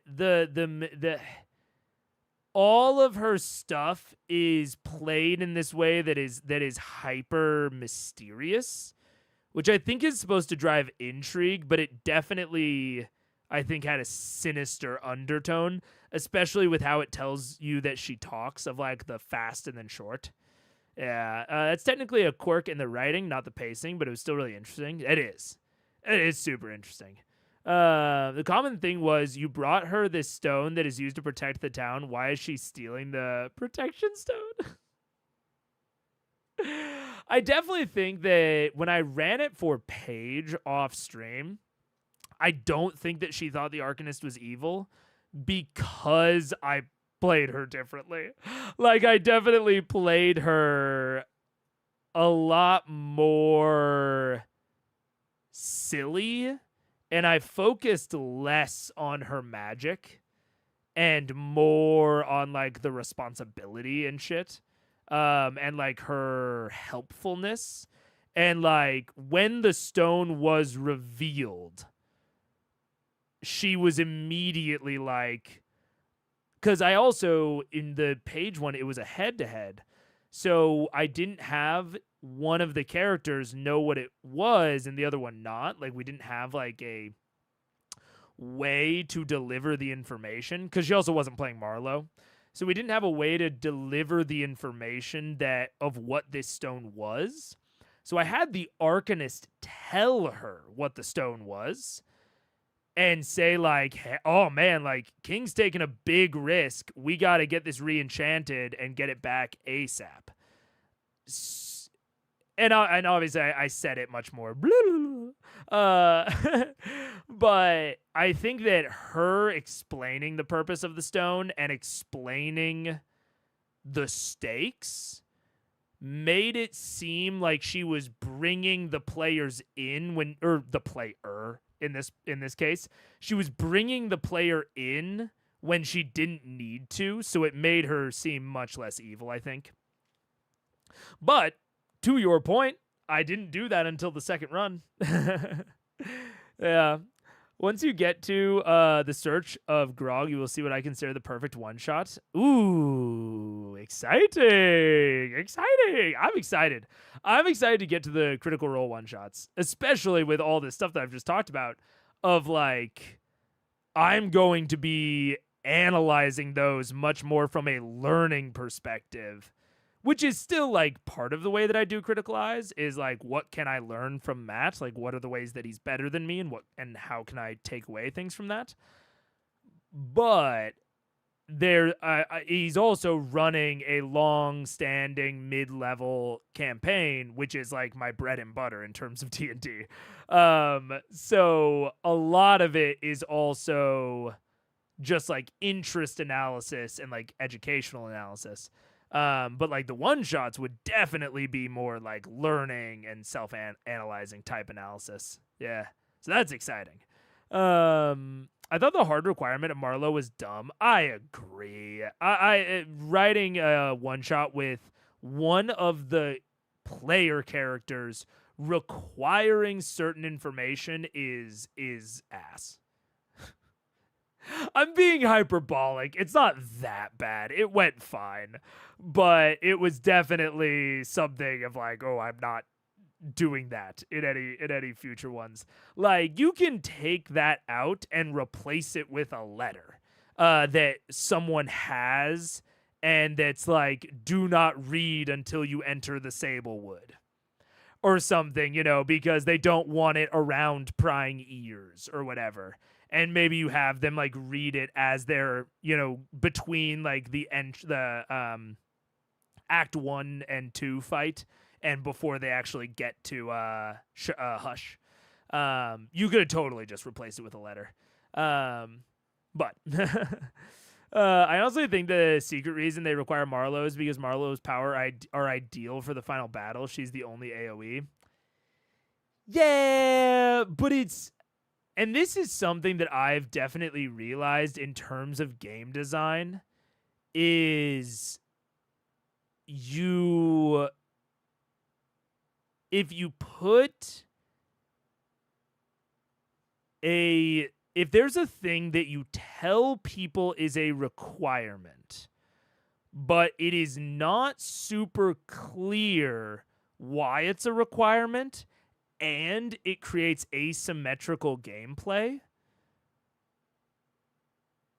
the participants in the game are I think more often than not are going to avoid the requirement, especially if they're able to easily avoid it at the start. I think the big problem with it is that it's not even clear why Marlowe's even listed as a requirement. It's because of, like, 2 lines, 3/5 of the way, halfway through the session. That's such a light requirement that people just aren't going to participate in it. And especially in a beta where people are wanting to test out, like, custom character builds and shit. Like, there's no way that you're going to have one person volunteer and be like, I guess I'll be Marlowe. Everyone else can play their own little custom character with all of these cool mechanics that we all want to test out. No one's going to volunteer to be Marlowe, dude. So, yeah, you gotta... Yeah, I don't know. That was a very odd decision. I do... understand it, but if they had put, like, in the DM player advice, hey, one character is gonna have this letter, we recommend that someone has these sorts of spells, it'll make the final fight easier. Like, I think that sort of DM communication is much better than this weird and arbitrary requirement, or seemingly arbitrary. 2 of my players, of their own free will, opted to take the same powers Marlowe had that made the final combat easy. Yeah.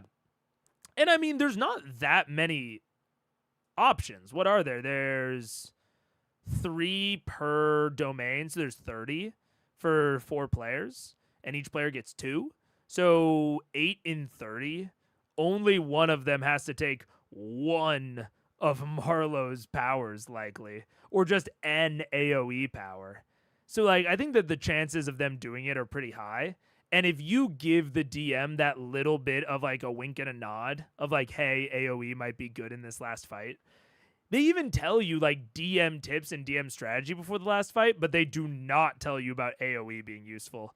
They also don't warn you of how weird the astral punch thing that the Wraiths can do will feel. They warn you about potentially overwhelming your players, but I think that there needed to be a larger warning on the Wraith Ghost Punch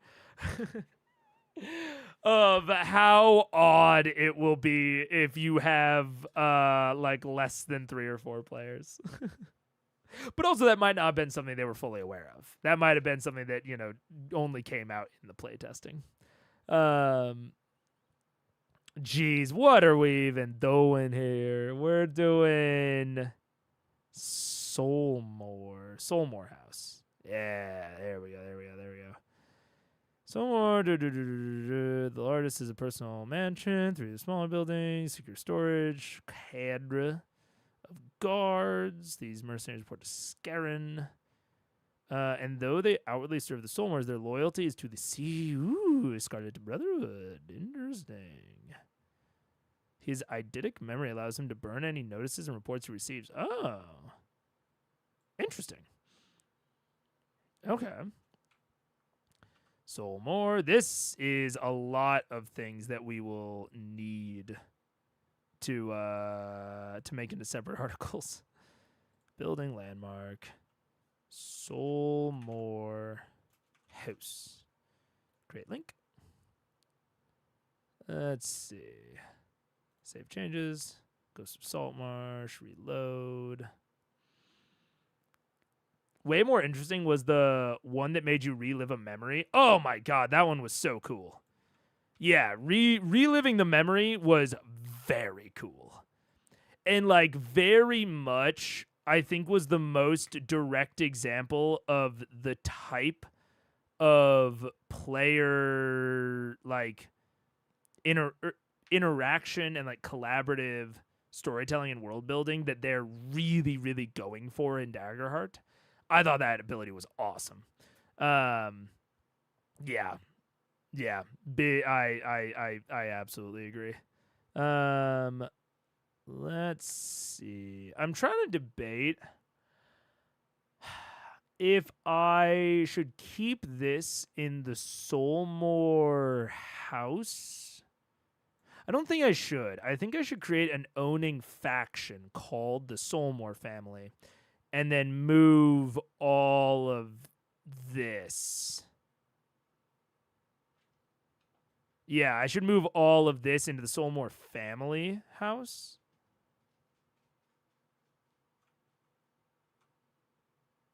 With the only... Yeah. I'm gonna put all of these in the in a Soulmore family owning organization. Or is there religious organizations? Is there an owning family?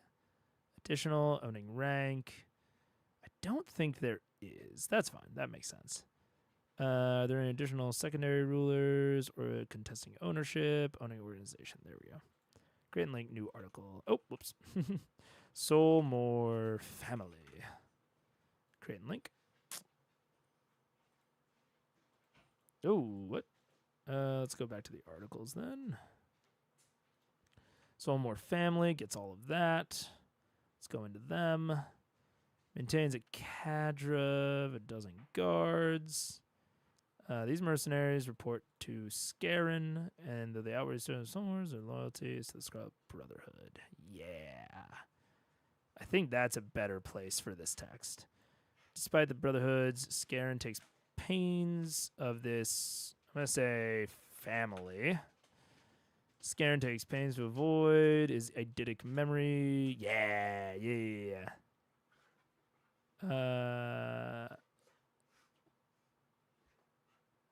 Yes. I think that's perfect. I do need to make an article for Cairn, but I think that's good. What's up? Are they being crazy?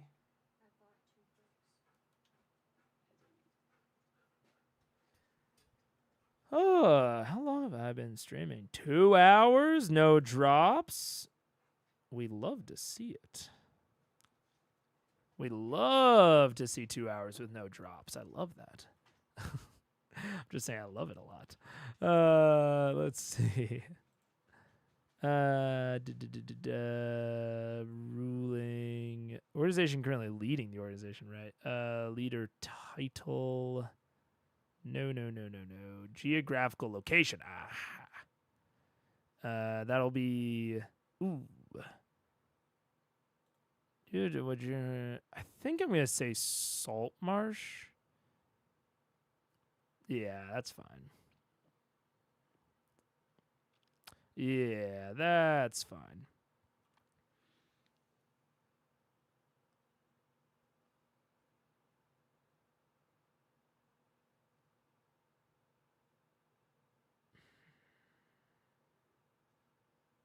I'm really debating whether I should put all this Cairn stuff in its own article. I think I should. I think all of this should go in its own article about Cairn. Let's see. So that's gonna be NPCs, neutral, Cairn. I guess assuming that I don't already have Cairn. Crab. Do I have anything in adversaries? Ah, I do. Okay. Matters statements. He is dispassionate to observers, renowned for his patience. Sure.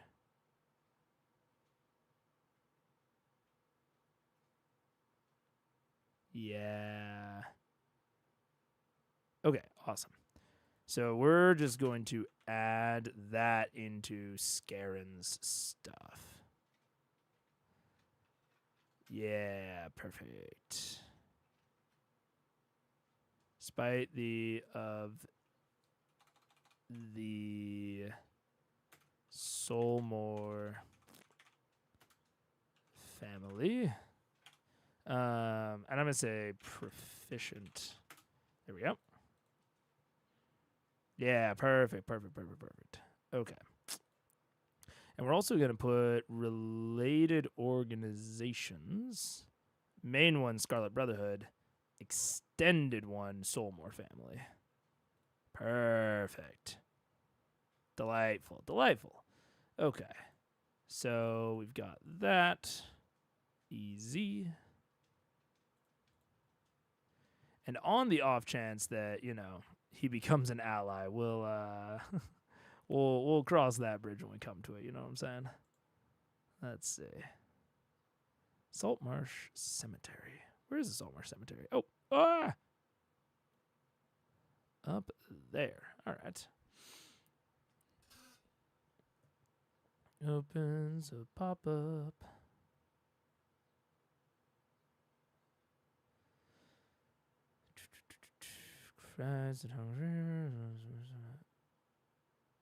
Oh.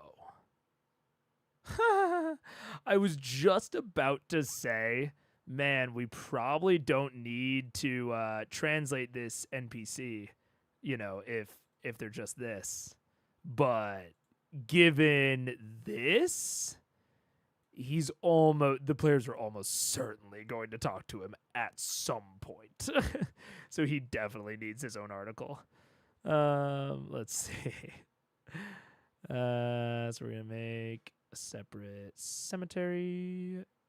Honestly, the cemetery probably doesn't even need its own article. Because even like this is not the most important part of Crag. So that probably doesn't even need its own article. I probably just extract all of Crag from the cemetery and then go into NPCs. I'm honestly going to put them under allies, which I obviously I put most people under neutral, but I think that is mostly how I will initially play them. They could always turn an adversary to their side, or they could always piss off an ally. It's more just like their initial treatment of the party, barring any other interactions or information. Oh, yeah. I didn't even read that sentence, yeah. Cool. He gives a room in the guard command. Oh, yeah. Okay, yeah, absolutely. Oh, no. It just became a generic article. No, that's not what I want. That's the one thing I'll say about World Anvil that I really wish was different.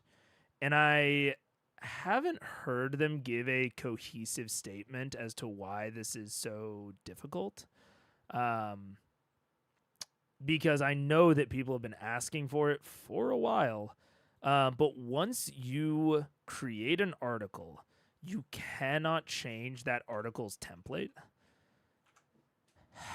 I have to assume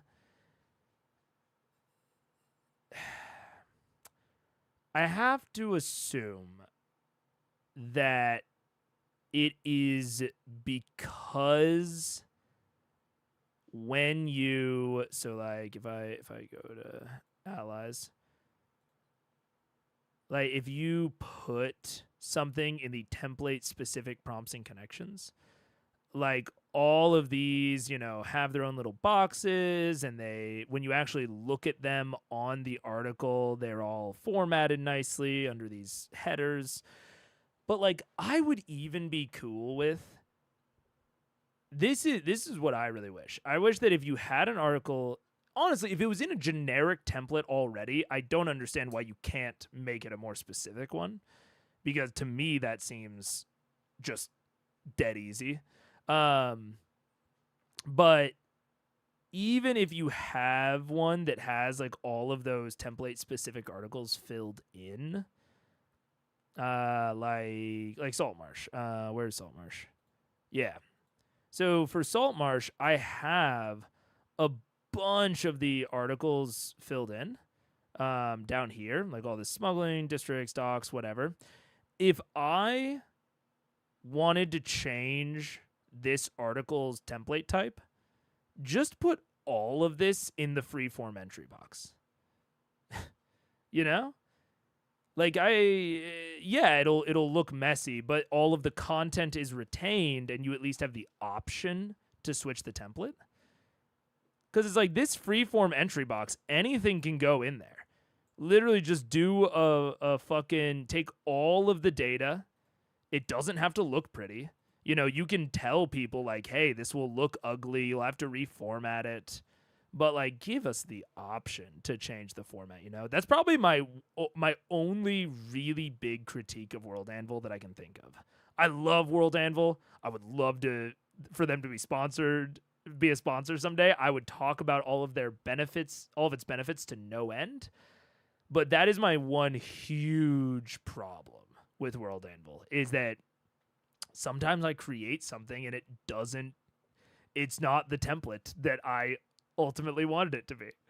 And you can even say, fuck it. Like, even say like, hey, this will unlink all of it from all, like, because I know that like certain template types are what go in like the linked boxes of other articles. I understand all of that. You can delete articles. If I delete Crag, it'll also go out of those things. So just allow me to switch the template. Fuck it. Treat it as a delete. And then just take any content that I have put into it and paste it into the freeform box for what is essentially a new article. Like, yes, I can do all of that myself. That's what I do when I need to switch it. But it shouldn't be that hard.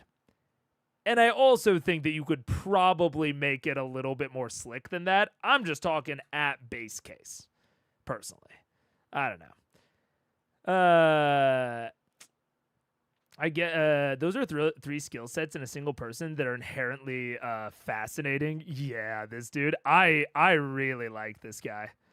And those three skill sets also like definitely work together, which I like a lot. I guess historian and lore master argue the same thing with Gravekeeper and lore master is wild. Yeah, because like it makes sense, you know. Like, it totally tracks, but I haven't thought about it going together before. I agree. This guy's cool. This guy's cool. That's why he immediately got his own article.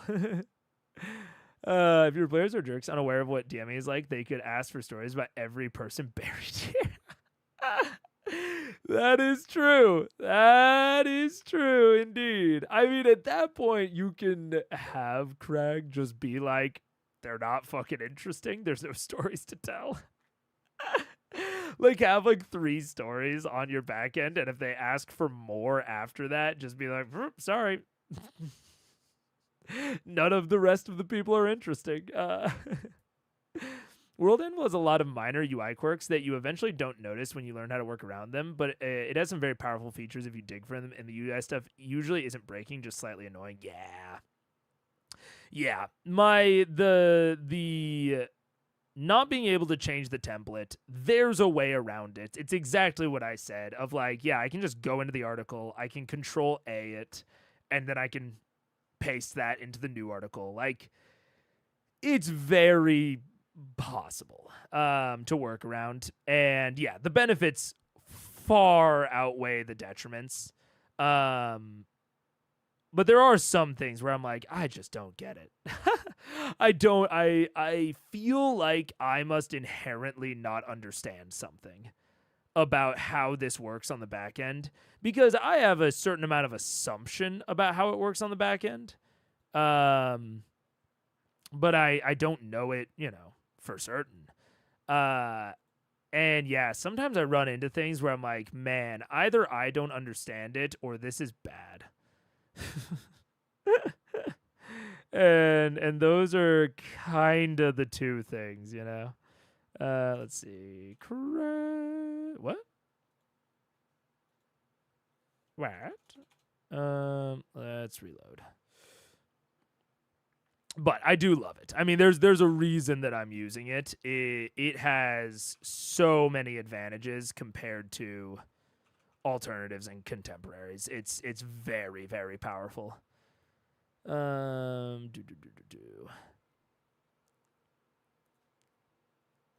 Okay. All right. We've gotten through 3 of them so far. Let's go. I will say there's also this and this, which I feel like I could link later. I feel like I should link later, probably. But we're just gonna go through on the first draft. We won't. Which is what this essentially is. Oh, Kester's Lurther goods. Lurther. Let's see. All right. Where is it? Other side of the river? The Kingfisher River. Interesting. Leather.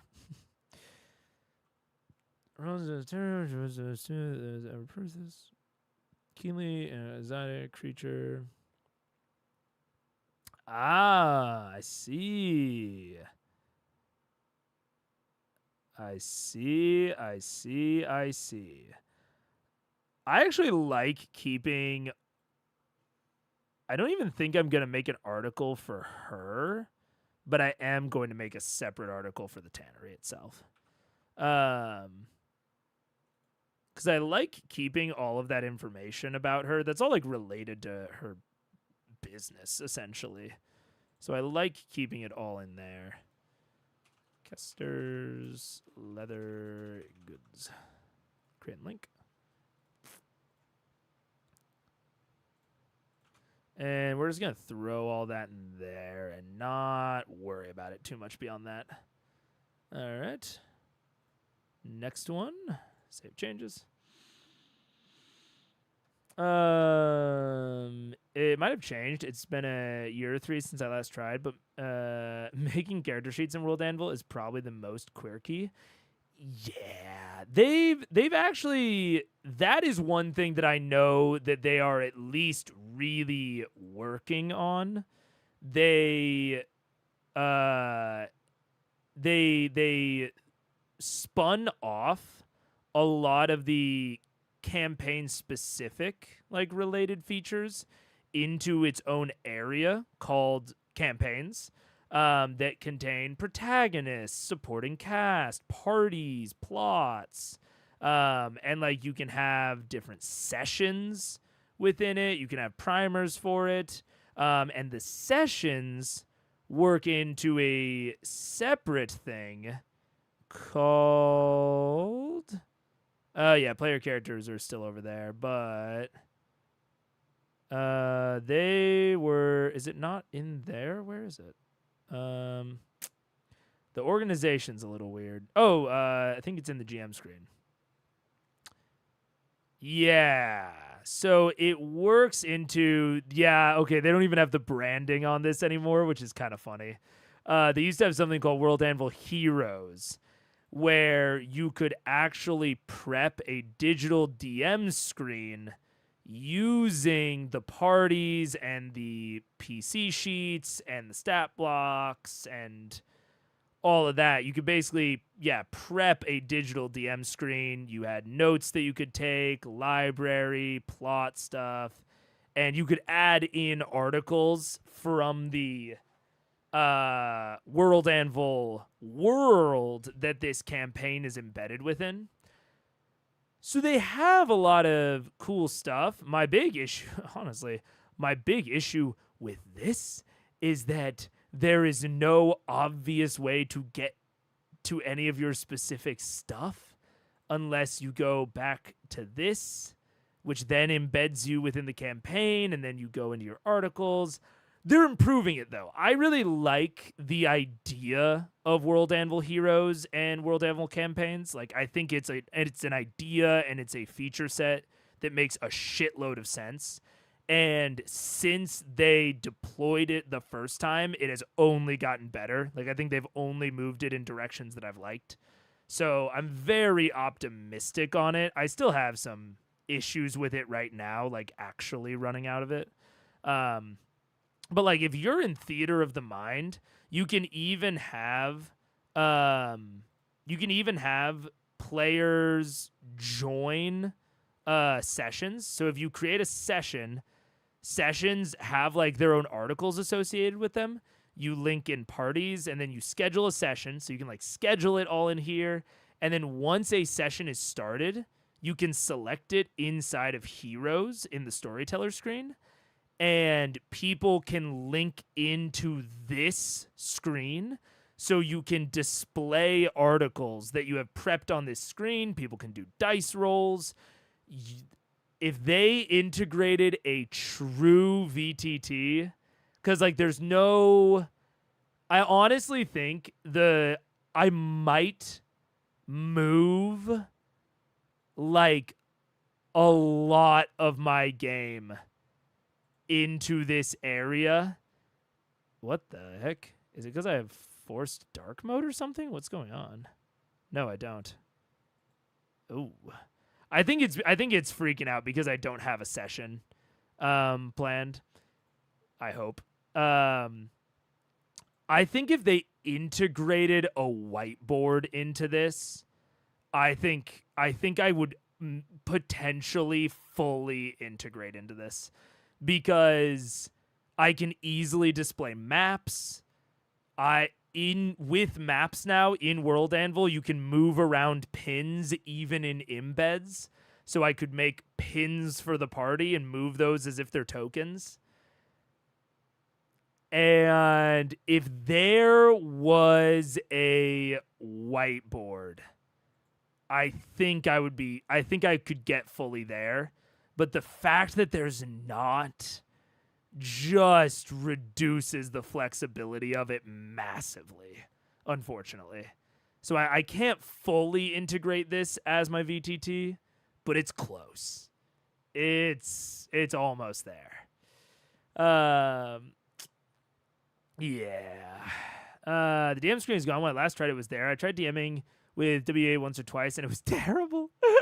The rest of WA is great, though. Yeah. WA is moving in the right direction mostly, just very slowly. I think the team is pretty small. Yeah, I think at least when I started using it, I think it was like a husband and wife duo. Like I think that one of them was only doing like half dev time on it. So I think it was like a 1.5 person dev team, which is very small, especially for web dev. So I definitely I feel for him. And obviously they have like hosting costs, like it's not something that you can. It's something where I understand why it's going slowly.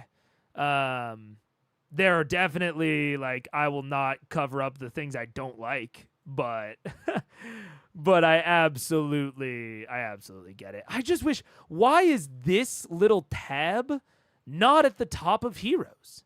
So that I can easily get back to things without having to click on the logo, which, like, again, it's UI quirks. It's exactly what you said, Daniel. It's UI quirks. I know how to do it, but there are just things that are so like, why? You know, why? Why is this not like that? And it's all I'm sure, like you said, UI quirks. That's my wife are definitely the owners, but I think they have more than 0. Oh, maybe. Yeah, like I said, I think when I first started using it, which was like 3 or 4 years ago, I think they were employee 1 and 2, but they might have hired on more teams since then. I'm not sure. From the teammate on the site, they have seven employees, contractors. Ah, gotcha. Okay.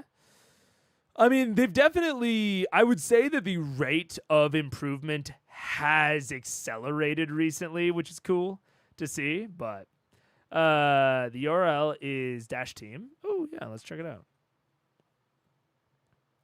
I'm giving them a lot of free promo and discussion at this point. I need to get that sponsorship. Team and external contractors. Gotcha. Community leaders. Gotcha. Cool. Yeah, it's a much bigger team.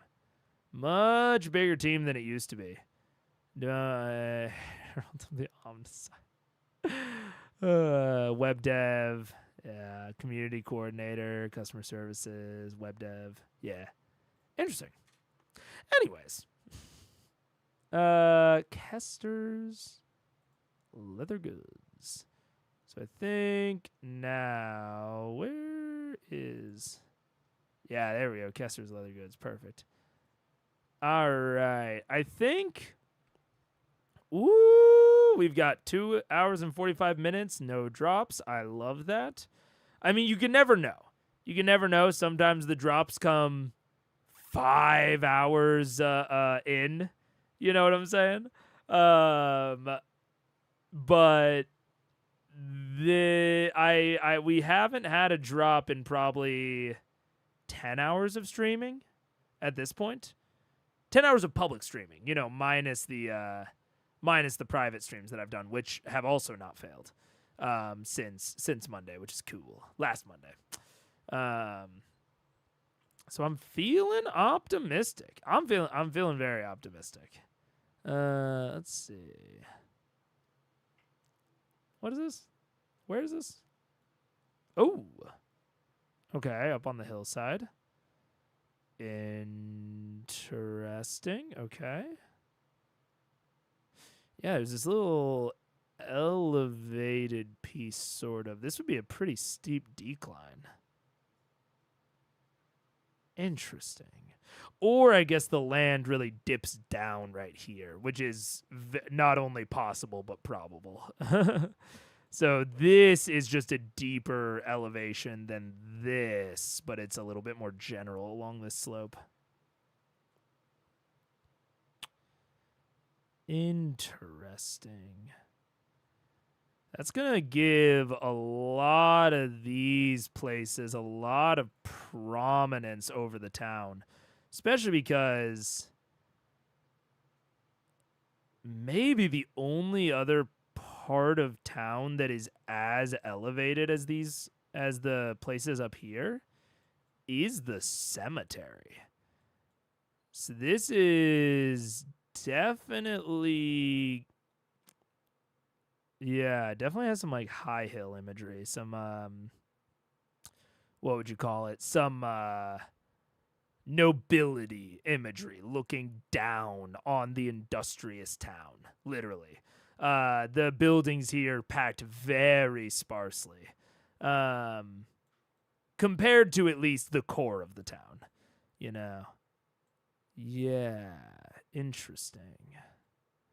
And I mean, there's even potentially some slang about West Siders at this point, because east is the cemetery and all of these coastal houses, which are going to be a lot of more industrialist vibes, since these are, these have these in and out, or at the very least, even if like the Solmore family house, which I think is this one or maybe that one, even if they have riches or nobility, it's going to be like a working rich, where they have to be next to the dock to have the ability to go places. Or even if it's not a working nobility, it is the type that wants an easy ability to leave Saltmarsh, whether that is a more like extroverted tendency, whether that is a kind of non-isolationist tendency. This region of the town is very clearly setting itself apart. If they, need boats, they'll send a fucking runner. Or they have, servants to handle that. They have lessers to handle that. I mean, that's kind of the imagery I'm grabbing right now from this area, now that I'm kind of looking at it.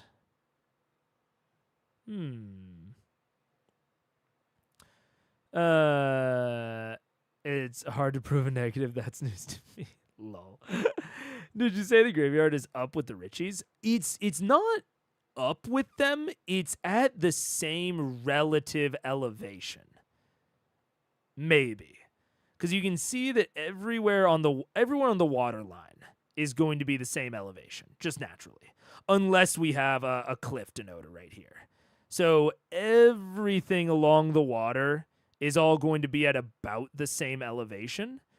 And then from the water elevation to the cemetery is about the same as from this water elevation to the Richies. But I actually don't even know if they're the Richies yet. But it's definitely this area of town easily has the least access to the water, which has some imagery of isolation, of being above it, of especially for like a working town like Saltmarsh. This isn't like a retirement villa area. This is a prosperous town, but it's a working town. So them being so removed, especially when there are still areas where you could pack buildings nearer to the water. You could have put these down there. So them being up here, means that there was either desire or need to. And then, even from that, the people that live up here have the luxury of being able to do so and not needing to live closer to the water, you know? Even if it's slight, that's the imagery that I'm kind of seeing here. You know what I'm saying? Saltmarsh is not so tightly packed that, you know, there are slums sprawling out into the distance where the poor folks have to commute a long walk into work. That's not the situation. So people that are on the outskirts are people that kind of choose to be, you know. I wonder if it's only a graveyard for the Richies. I mean, it's pretty small. I don't know. It would depend on how old Saltmarsh is, which from the intro, it seems relatively old. So I don't know. But it also might be that a lot of people die at sea. I'm not sure, yeah. It's actually as far away as possible. Yeah. There's also only 2 entrances to the Richies. Yeah. Which is defendable. Could be historical in nature, too, for defensibility. Yeah, absolutely. The ruling class separating themselves from the lower class. And, yeah, having these nice little choke points to defend themselves. Yeah, absolutely. Let's see. Let's actually see what's up there. We have 3 pins up there that the book gave us. So there is the mining company headquarters. Mining company headquarters is interesting. That's more of a lack of need to be close to the water than necessarily a lack of desire, depending on where the mine is. So that's kind of interesting. Okay. Kelidec Tower. This 3-story tower is home to the town's resident sage and wizard. Absolutely. Yeah. It's for the important people. It's for the VIPs, not the poors. Yeah, okay, absolutely. And then Eleander's house, tucked at the edge of town and overlooking the sea. Eleander's home provides him with a relaxing sanctuary away from the bustle of Saltmarsh. Yeah, these are... So it's a little bit more, it seems, of an isolationist bent. These are people that would not support the expansion of the town. These are people that probably don't care as much about the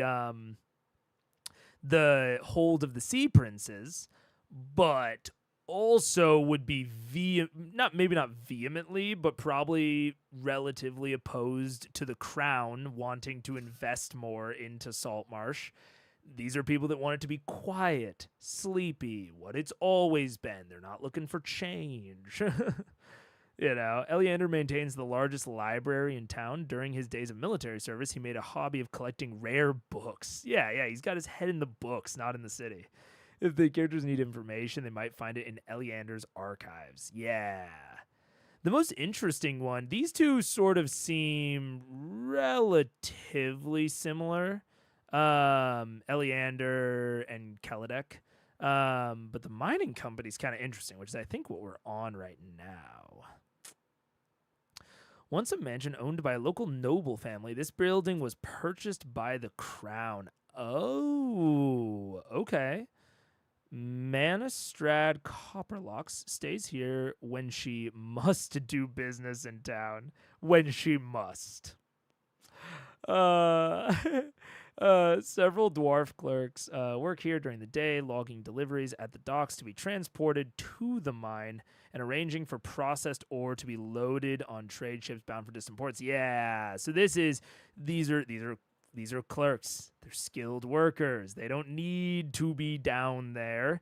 They already have runners that have to come and tell them about the status of the mine. They might as well have those runners do double duty and go down and get the information from the docks. And then they can separate themselves. Cleaner air, less noise. Yeah. It's definitely, at least in my running, it's going to have a little bit of a posh air. 'Cause in all reality, they could have their offices closer to the docks, and the clerks could absolutely the clerks could absolutely do that work themselves. Or it could also be played a different way, where the clerks are annoyed about the placement of the headquarters. If you want to play the dwarves a little bit less posh, maybe separate them from the crown a little bit. You could play them as being annoyed by the placement of their headquarters. Yeah, the crown paid for it, but they set it all the way at the top of this fucking hill. Don't they know how short my legs are? Come on. Now I have to walk all the way down to the fucking docks an hour out of my day just to get a fucking travel log. It's ridiculous. So you could either lean into the crown's placement of these dwarves, or you could specifically chafe against it, depending on how you want to characterize these dwarves.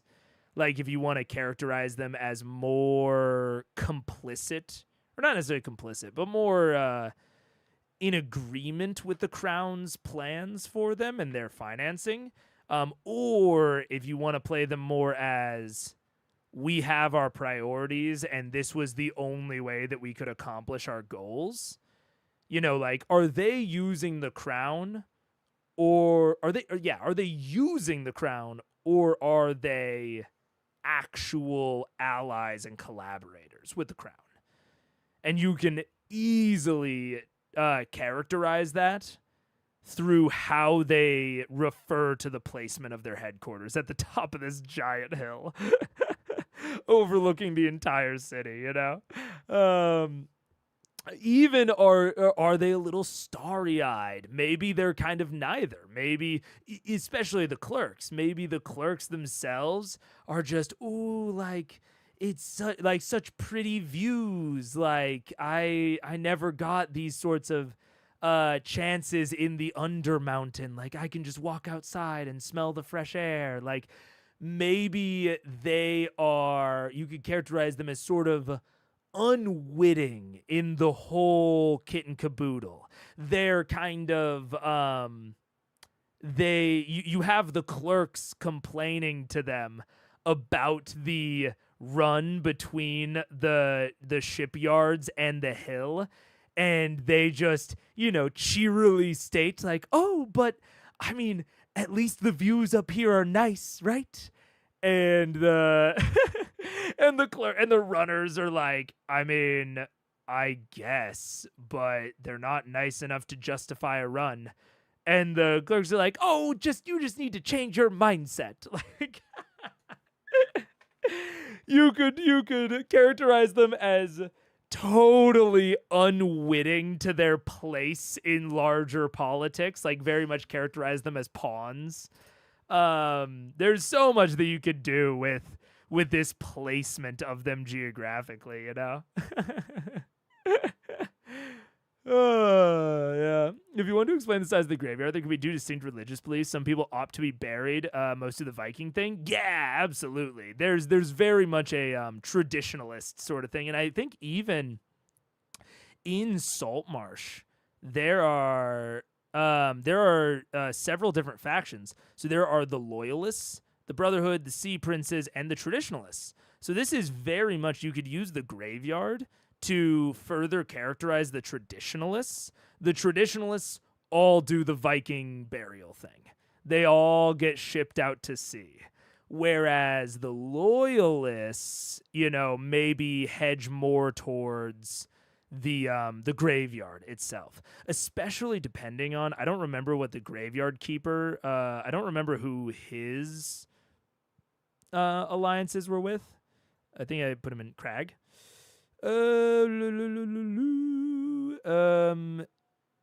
So he's with Eleander and the guard commander. And the guard commander are close friends. Oh, God, it's a vacuum. I got freaked out. So especially if Eleander and the guard commander are in the same faction, or can be implied to be in the same faction, you could put Crag in that faction and then make that faction the one that buries their dead, whereas the other people outside of that faction do the whole Viking funeral thing. Yeah, absolutely. Not sure if that Viking thing is accurate or legend, but you know probably what I mean. Oh yeah, absolutely. So the vibes of a company in Boston whose CEO lives in NYC and stops by once a year. Yeah, totally. Yeah. There, especially since this mining headquarters since it specifically calls out that Manistrad is not there all the time. You can absolutely just contrive it to where whenever the players go there, she's not there. And then you can characterize, largely the dwarf faction, or maybe just this company within the dwarf faction, or, you can play with it a lot.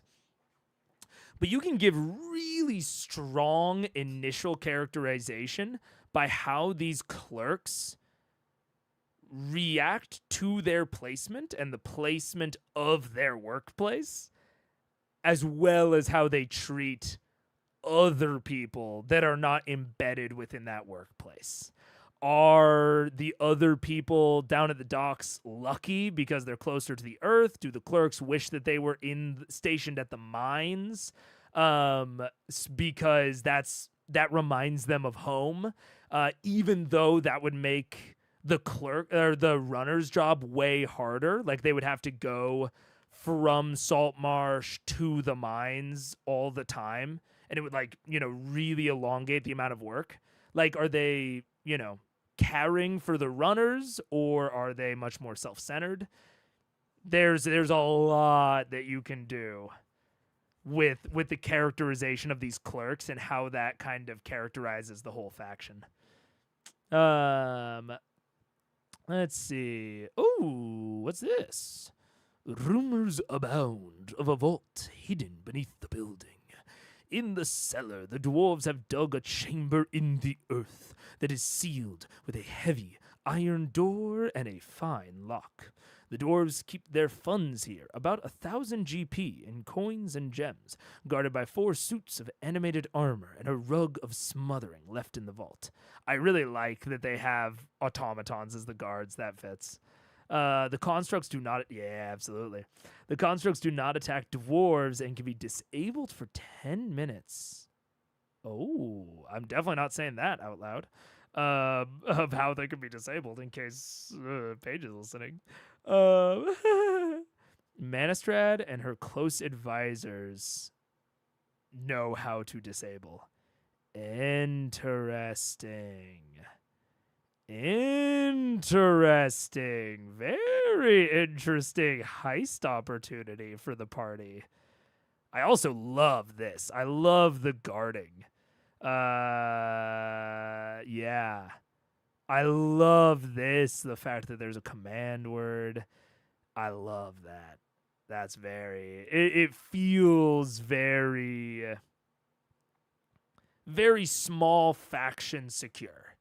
Leaving an incredibly dangerous trap where only a few people know how to disable it. And then this is basically just the fucking child lock. It's just the child lock to make sure that no one runs into their fucking the equivalent of an explosive inside the vault. And then the people that should actually be going in there know a very, very secure but very vulnerable, way to deactivate the larger security of it's just this. That's very, very, very simple. Like, it is both insecure and very secure. You better hope no one ever writes this down. You better, like, there's no proof of identity baked into this. So it's a very small faction bullshit. Like, a larger faction does not employ this type of security because it's too prone to disruption. But if you're a small faction that just really wants to make sure that their shit is secure and doesn't have like a ton of resources for more complicated security measures, fucking chuck killing machines in there and have a word, and that's it. That's incredibly secure. Didn't you have an issue with the traps in the Raven Queen Temple for the same reasons that you're praising this one? Ooh, so two things. My main issue with the Raven Queen Temple trap, I will say my main issue with the Raven Queen Temple, especially in retrospect and after seeing the whole thing, was the insta-kill trap. That, 4 suits of animated armor and a rug of smothering. I don't even know. I think animated armor is a 1/2 CR just off of memory. It might be stronger than I think. It's a 1. So, this is, for a party of level 5s, this is very doable. And for anyone below that, it's very escapable. So I really hate insta-kill. I really hated the insta-kill trap. The more contrived traps, like the swinging axes, my big issue with those is that they were in presumably high traffic areas. So it would sort of be like if this trap and all this construct stuff was at the front door. If it was at the front door of the mining company and you needed a mining company escort that knew the way to deactivate them, but they also, then the deactivation would have to be more complicated because it would have to be something that isn't replicable later. Because, like, for example, if they do this deactivation thing, then, like, if anyone sees them do that, then they can instantly replicate it. You know what I'm saying? So it's a larger context of the vault is not a high traffic area. This is something that, like, normal employees never need to go to. So you don't need to trust normal employees with the deactivation issue. And it's not nearly as dangerous. Like, in my head, I was like, man, Raven Queen Temple, if there are people, like, actively using this as employees, yeah, you are risking maiming and injuring your normal employees for normal temple duties. Now, we did get to the point where I think some people in chat, or maybe I just thought about this later, did point out that it's potentially a thing where the traps were installed later. Like the traps were installed basically once normal function within the temple ceased. So it was like, we're not going to use this temple anymore. Let's install a bunch of traps and bounce. That makes sense to me. I'm still a little wishy-washy on it, but there's also a complication of we're only seeing it from the player side of things. And, like, if I didn't know that there even was a way to disable them, this might feel worse. So I will say, if I were to run this, like if they were prepping or if they heard about this and they wanted to potentially heist this place, I would throw in a rumor that there is a way to disable the security. Because I do think that we could run a little bit of riskiness if they don't even know that there's a way to disable it. I also think that the fact that you can disable it feeds a little bit more into that like heisty nature of it. But yeah, it's a lot of circumstantial things. I don't think that like plots in or traps in dungeons are always going to be bad, carte blanche. But it's a lot of circumstantial stuff that makes me like this more. And even then, I would add some stuff to it when I ran it. My initial thoughts were the Raven Queen Temple was similar to the pyramids, set traps as you close up. Yeah, and I think that that's one of the things that I think I misunderstood during maybe not misunderstood, the way that dungeon came off to me on initial impression was my assumption is that it was a active temple, sort of a la like the Temple of Cord that they fight Earthbreaker Groon in. And then there was some mass unemployment event where like very suddenly a lot of Raven Queen employees, worshippers, whatever, clerics stopped existing in the local area. Either they all moved out or they all died or something. And the temple fell into disrepair. But I did go back and watch a little bit for the takeaway, especially of them introducing the temple. And it definitely, those were all assumptions that I made. That is not actually stated. And in fact, Matt more implies that the employment decrease was very gradual, which leads much more towards a potential interpretation where it was a functioning temple and then they locked it up, so to speak, when they abandoned it because of lack of membership. So I think that a pyramids interpretation is probably more likely to how Matt intended it to feel.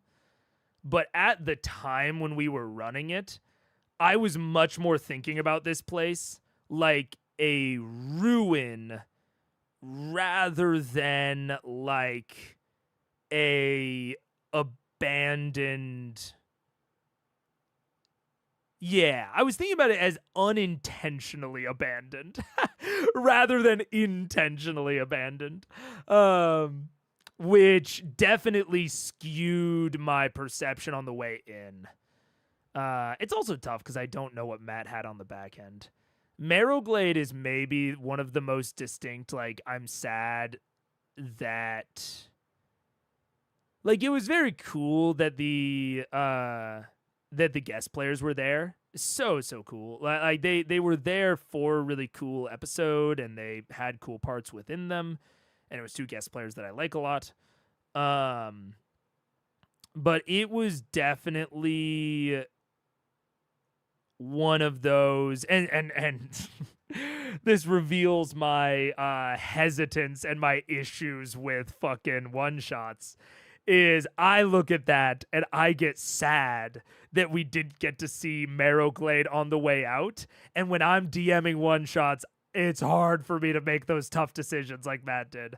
Like, Matt made the tough decision that this session and the overall campaign are going to be better if we just skip the way out.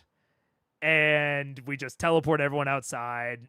Hooray. And we get to have in-session closure on Marrowglade Lock and on the guest players. Like, that is the right decision that Matt made. But it brings me to tears, man. It's it makes me so sad. And you know, I lament the dungeon that was lost in service of that.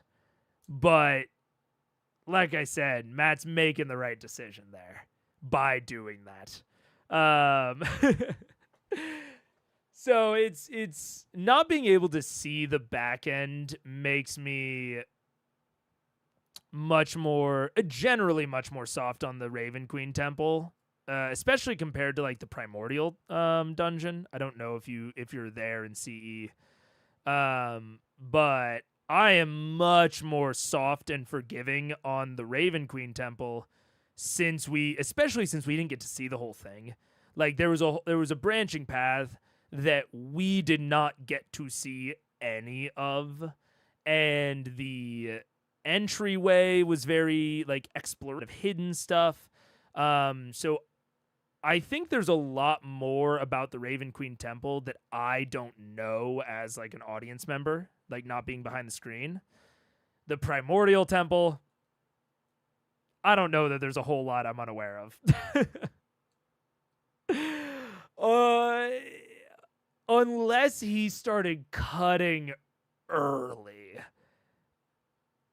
And even then, like, giving that benefit of the doubt, I don't love what was left in. Like, but these dungeons have an opposite problem where I think the final fight in the Primordial Dungeon was really cool. And like the fight at the end of the Raven Queen Temple was fine, and then I really didn't like the insta-kill trap. So it's weird. They're kind of almost swapped, where I think if I had a full view, I would be able to give a more cohesive opinion, but there's so much I feel like I don't know about the Raven Queen Temple that just got left behind the screen. So it's hard to say, you know. Man, it has been really weird, so it could easily be me, but do we just have a short drop? I'm seeing 0 frames dropped, and I'm seeing healthy stream health, and I'm seeing it looks like good bit rate maintaining on Twitch. I think. Yeah.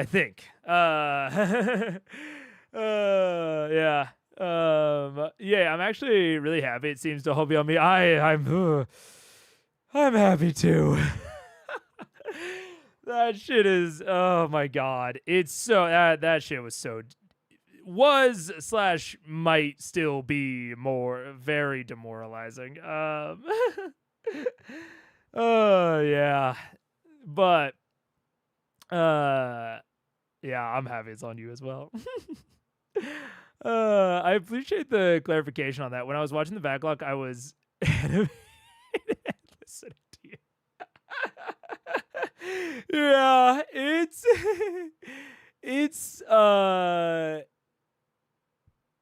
it's definitely a situation of I am glad I make it the way that I do, because how do I phrase it? I would never want to do first time watching type reacts without people there to immediately challenge me. Because I am so aware of how often my first impression can be wrong. My first interpretation of something can be wrong if I'm making an assumption that I don't even realize I'm making. So I'm always very glad to have people there to potentially cut my stuff. But even then, it's still first time reaction, and there's still a membrane between us where some people might not even realize that I'm making an assumption that I don't even realize I'm making, like, the tomb versus the intentionally abandoned versus unintentionally abandoned distinction. Like, that's something I didn't even realize was an assumption that I was making until like 2 streams later, when someone else, when I think about it, or I'm like thinking about it in the shower or something. But there's not always good and easy ways to really back clarify stuff. So yeah, sometimes I get in the comments, especially if there's something that someone says that I've had, either a change in opinion or a clarification in opinion since. Sometimes I get in the comments, but a lot of times it just gets past. like another really great example is my interpretation of the Chroma Conclave arc in early episodes of it, and this one I actually did realize, and I talked about it like halfway through the episodes that we've watched of the Chroma Conclave. I'm not through the Chroma Conclave yet, but of the episodes that we watched, about halfway through, I sort of realized that I had been interpreting the Chroma Conclave as a very different type of story. Like, I had been interpreting Matt's intentions very differently. Like, I thought it was an apocalypse movie when it's actually like a dystopian rebellion movie. Like, it's more similar to Hunger Games than Armageddon. And that shift in perspective changed a lot of critique that I had about it, because I was critiquing it from the perspective of, you're trying to do an apocalypse story. This is not how you do an apocalypse story. What are you doing? And I still think, to an extent, I have some validity, and I think in the fact that I think he opened it as an apocalypse story. But that opening, while I don't think it works as well for a dystopian rebellion story, still can slot in there. And then with that change, everything else after it makes way more sense. Especially like all of the like gather your allies type stuff. I thought we were gathering to fight Thanos, not we're gathering all of the resources from around the world to take down the government. It's a shift in perspective that makes a lot of it come off very differently. But yeah. It's also why I want to get back to daily streaming, and I want to do more of these like casual ones where it's like, I'm just working on like back end admin type stuff, and I can take a bunch of time to just like interact with very individual points. I don't have like an episode to get through, because I especially during Critical Eyes, I definitely have an issue of getting like too circular and like wanting to dive too far down into a point. And it's like, man, we got 2 more hours of the episode we have to watch. I can't be spending all this time on this one point. So I definitely want to do more like office hours type things where people can, come in and like ask the clarifying questions, and I can talk about like how stuff has transformed since the initial reaction, at least. And especially now, how my opinions on like players and plot elements have changed now that I have more future knowledge, like Scanlan, and a lot of things that maybe in the moment I thought were weird or less well done, that having future context makes all of it make more sense. Like, even in a really recent example, watching the interaction between Keyleth and Liam, where Keyleth and Vax, where she more directly states her stance on the gods, makes an otherwise very odd interjection like 2 sessions before that make way more sense to me.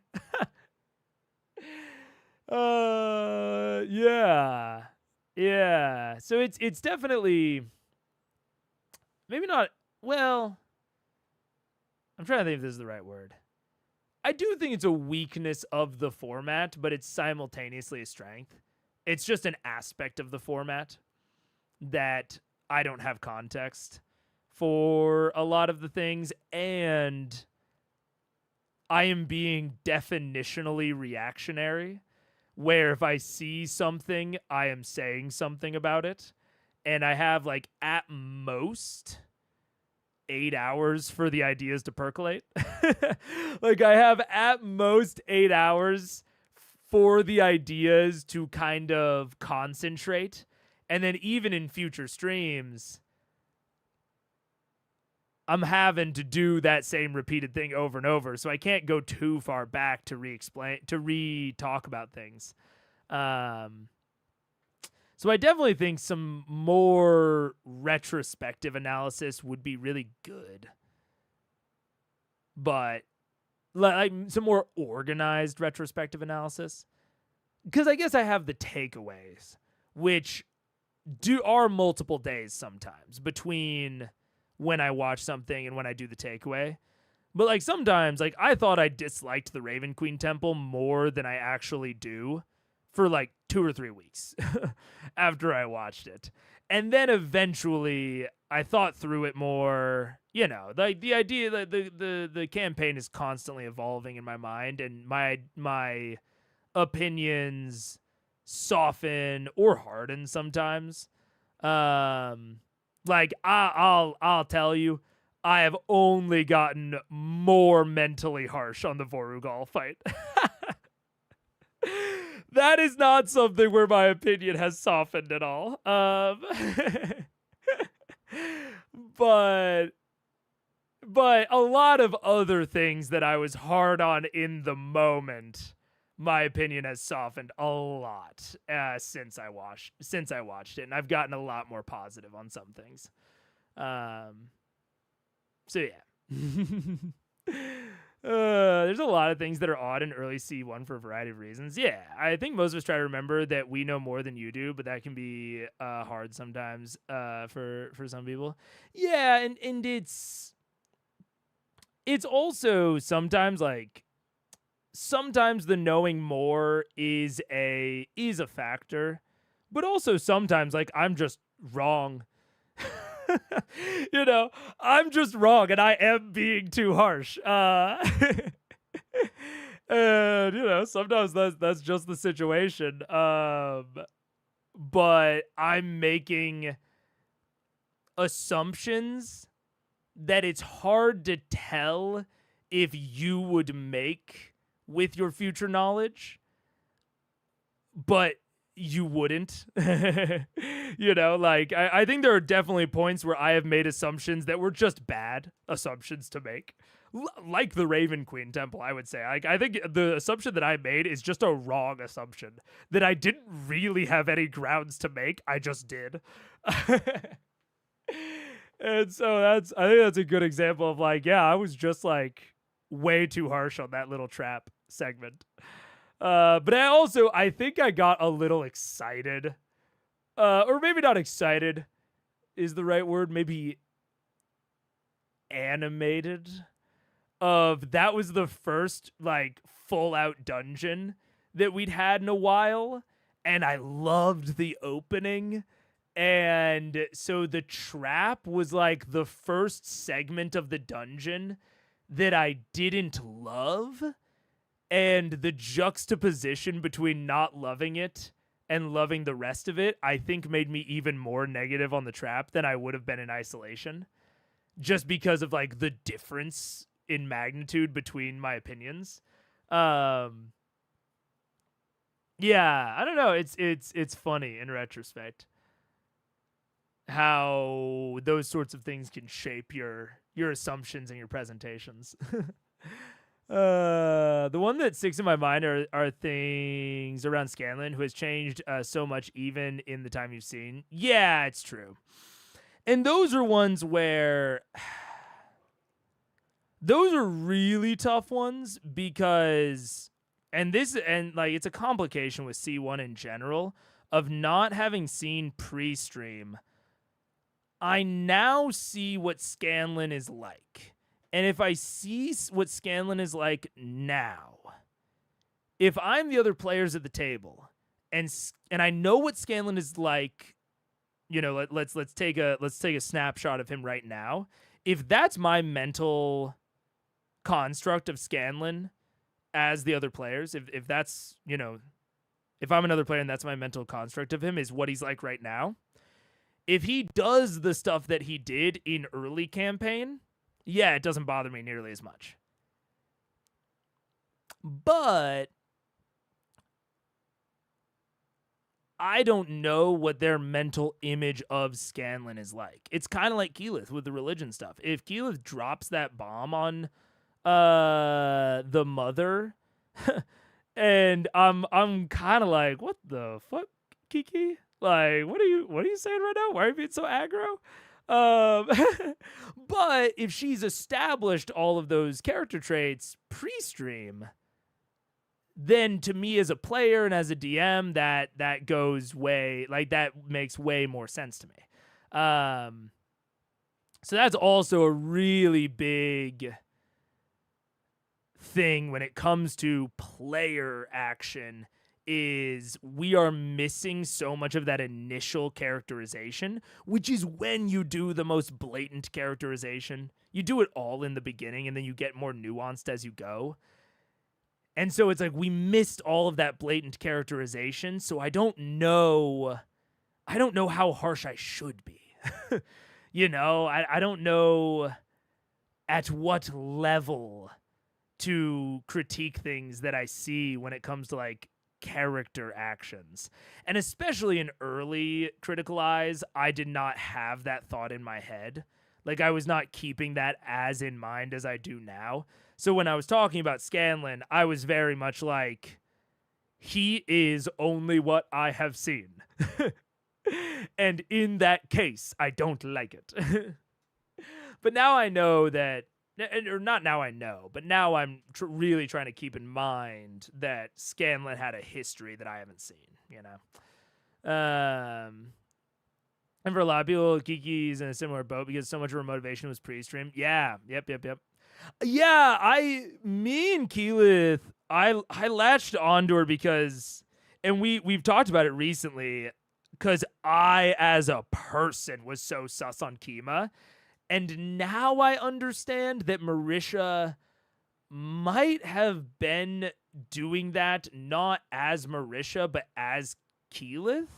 Like, now I understand that me and Marisha might have actually disagreed, even though me and Keyleth agreed really strongly. So yeah, I think it's just more that I am more naturally akin to Kiki. I have a little bit of maybe a little bit of an authority problem, I guess. So I think her less explainable actions up to this point have seemed more just like normal person things to do. Rather than direct characterization, which is just sort of funny more than anything in retrospect. Yeah. Making sure not to talk more about the temple because I'm unsure how much information you have about her, the Raven Queen. Yeah, and that is a factor that I'm really happy. I don't know a lot of standard D&D cosmology. Like, I only know like the real basics, like fucking Tiamat. She got a bunch of heads and shit. And like Bahamut. Though, like, and he's like platinum and shit. I know very, very little of the D&D cosmology. So when they use these existing things, I'm not coming in with a lot of baggage or bias about what those pieces of the cosmology should look like. So I'm actually glad about that. But it certainly does mean that I'm coming in with very different thoughts and assumptions compared to even someone like Matt, who is designing these things and does know about the cosmology. You know, when he's designing these things, he's taking certain assumptions and liberties. So yeah, it's all there's all a little bit of separation there in certain aspects. Yeah. A lot of the stuff is pre-stream. Marisha is actually quite consistent. Yeah. Scandal's legit changing. You're seeing the players. Yeah. Yeah. Scandal does not work on a show though. Yeah. Very much so. It only works at a super high trust table where everyone for real knows that it's a joke and no one is uncomfortable. And that's something that you can maybe get close to confirming at a home table, but that's really not something that you can confirm on a show. Yeah. What up, Mr. Multi? How you doing? How you doing? I can't remember if how much power God has in D&D is directly correlated to the number of followers, or if that's just what I think works in my worlds. Yeah, I don't know either. I think that that's a very cool conceit for a pantheon, and like for that system. I also think that it works within what I do know of D&D cosmology, where one of my favorite enemy type ever is the Kua Toa, and they directly manifest gods based on their belief. So more quote unquote normal gods, it would make a lot it would track very easily that the normal gods work in at least a similar way. But yeah, I have absolutely no idea. I mean, I make custom pantheons almost every time. They all work in custom ways. So yeah, I have no idea. Knowledge of 5e lore might even lead you astray. Matt does not always stick to 5e lore for sure. Fuck yeah, and he shouldn't. Beg, borrow, steal, and twist. It's the yoink and twist. You never. It's only stealing if you don't change anything. As soon as you change something, it's inspiration. Prepping for a Dungeons and Dinners. Ooh, that's fun. Themed dinner next week. That's very fun. I like that a lot. Man, I've had this idea for a while to do a murder mystery dinner. What do they call those? The ones where you like go out to like a theater and there's like dinner and is it mystery theater? Is that what it's called? There's like a murder mystery, but you also have dinner and there's a stage, but you interact with it. I've never been, but I've heard of these things. I really wanted to do something like that sometime with like a very stripped down version of D&D, of like a themed holiday party where it's like a Christmas one shot of like who killed Santa Claus. Of something like that, where it's like maybe a little bit stripped down, like, you know, we maybe remove some rules and restrictions, we remove some features, maybe do like pre-written characters that people like draw out of a hat at the door, and like part of it is worked into like the party atmosphere, like like certain clues that you need for the game are like in physical locations around the party. I think that would be really fun. I've never done it, not even for any good reason, just because I haven't. I really want to though. Maybe I will actually set to doing it for Halloween this year. Maybe. I get the impression the early days Matt went, we'll take this Pantheon for now. It's a one shot. And then when it became a campaign, he went, okay. Yeah, I definitely get that impression. Yeah. We're having a summer pirate theme, and I will make them walk the plank when coming inside. Hell yeah, that's sick. I love it. Oh, I love it. I really do want to do more. I think like themed game nights would be so much fun. Especially, I feel like once you kind of cross the hurdle of making one or two, you would figure out how to do it in a way that is very replicable. You know, you would only have to, because like you would want it to be so mechanically like stripped down that it's like really easy for people to like casually, you know, like hang out and whatever and just like enjoy themselves while engaging in the game when they want to. So you'd want it to be very mechanically stripped down, not too big. And I feel like once you kind of crack that formula, you can kind of reskin it however you want. But I haven't put enough time and energy into thinking about it, you know? I want a Murder on the Orient Express where we were assigned characters before the dinner on a train. Yeah, exactly, Ross. That's exactly what I'm thinking of. You can put it into so many different like themes and franchises, and you can work in like fun little things, like, you know, like you can have like a special gimmick for every theme where it's like it largely progresses very similarly, but there's maybe like one unique gimmick or like one unique mechanic for each different time that ties into the theme. I think it'd be so much fun. I also, not to spoil too much, but you guys are coming into a general stream, so I think you deserve it. I have had there's a very adjacent idea for like a very stripped down session of sorts, one shot of sorts that I could run from chat, like using polls and stuff.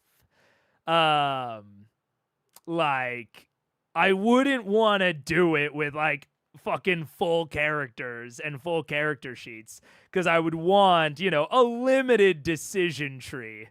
But I think that the general mechanics of both would I think they would translate reasonably well, and I would really love to do more like chat plays a one shot type of streams. I think it'd be super fun. But I don't want to get your hopes up too much because I don't know when it'll happen. I have some ideas, but I want to make things a little bit easier to run and more auto magic. And the auto magic part is presenting more issues than anything. And so I might just give up eventually and just do it all manually, which wouldn't be that hard. I just got programmer brain. I would rather spend 40 hours making something automatic that would have only taken me 10 minutes each time. That's just the programmer in me. Actually not using D&D though. We're using Cairn, which will basically be my first time playing it. Hell yeah. I've heard of Cairn. It's not a journaling TTRPG, but it's very stripped down, right? It's much more, I think it's even more stripped down than like Powered by the Apocalypse. It's like a very, very stripped down D&D, which I think totally fits. Like absolutely fits for this sort of thing. Yeah. After like your 5th time, bring up Kua Toa, I'm officially adding them into my world. I love them. They're so flexible. I love them.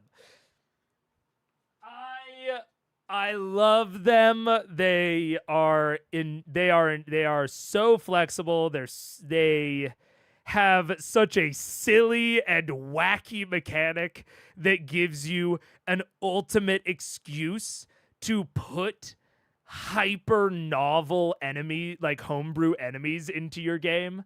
Like the gods that they create can add such like novelty and interest to your game. Like you can introduce whack ass mechanics that you would never want to use anywhere else because they're bespoke to this god that the Kua Toa created. They're just chef's kiss. I just love them. I love Kua Toa. I have a depowered X god that is trying to come back. Ooh, maybe they will try and manipulate the Kua Toa. Yes. Oh, absolutely, that could work. I love that idea. Yeah, like the idea, because they're all the fucking fish brains. They don't got the smarts. They're very manipulatable. Yeah. I love that as a villainous plot, with the Kua Toa as unwitting pawns, and that's like a very kind of interesting moral dilemma, especially if the party can't directly take on the god. Like if the god is too powerful for the party to directly take on, but its plan hinges on the Kua Toa, that's like that kind of is like a morally gray question about what the party does. Does the party try to convince the Kua Toa away from the plan? I mean, the Kua Toa are fucking idiots. Or do they try to re-manipulate the Kua Toa, and like what are the consequences of that shit? Do they just kill all of the Kua Toa? These unwitting conspirators that don't know that they're doing anything wrong. They're just following their instincts. Like, yeah. It gets me so excited. I love it. My Kua Toa worshiping an octopus, which turned him into a giant monster with some telekinetic powers. Ooh, yeah, absolutely. Cairn is very rules light. Like each spell is one sentence and almost never anything about how long or distances. Good. Yeah, that totally works for like a very. That's the kind of thing that I'm looking for those themed parties. So I'll have to maybe look into Cairn or something like that. The only thing I'm worried about is teaching people new things. But honestly, if it's easy enough, like you could teach them it in the moment, you know. For every Kua Toa they kill during the fight with the octopus, he becomes a bit weaker. Fuck yeah. Yeah, that's perfect. And and that gives them an awesome alternate objective and this really interesting decision point in that fight. They have all of these alternate objectives of the Kua Toa that, they're powerful enough to just wipe off the board, but it takes them time to do so, at which point, during which point the octopus is not getting weaker, but the octopus at base is too strong for them to even hope to defeat. So they have to at first play defensively against the octopus while they weaken it by taking out the Kua Toas. But then where's that decision point? When do you stop killing Kua Toa and go and focus on the octopus? I think that's a really fun decision point for a combat. Especially if there are like giant groups of Kua Toa, or they have to do any manner of travel while the octopus harasses them. Like there's a lot with that concept that just having the Kua Toa as alternate objectives during that fight gives you a lot of cool options, Kua Toa are so incredibly Lovecraftian. Yeah, you can get some majorly what? Oh, creepy. Sorry, the emote button was covering the creepy. You can get some majorly creepy and eldritch vibes going on with them. Yeah, I remember in in the last D&D that I ran, I had Kua Toa embedded within the story. And yeah, I just had it be like, I don't remember what I named the quest hook. It was something like lights off the coast. And the way that I started to give the Kua Toa plot hook was talking about people seeing lights of the Kua Toa rituals.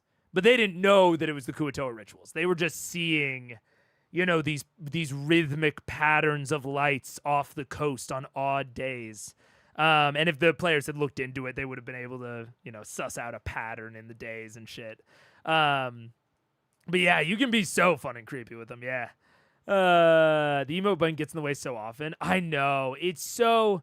And if you're gonna have it placed there, have the comment, have it word wrap, Have the words avoid the emote button. Or make the box for, any that cover it, a little shorter.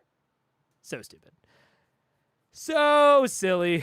Probably we'll have some of them just praying and some fighting to show that there are those targets as well. Yeah, absolutely. Absolutely. Yes. I love it.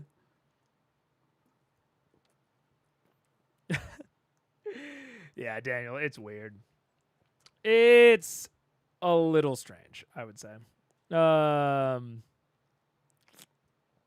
the smiley is also an emote button, but it's an emote within the chat as opposed to an emote above the chat. I get why they're different buttons, kinda, but it's still stupid. It's not good. I just kinda get it,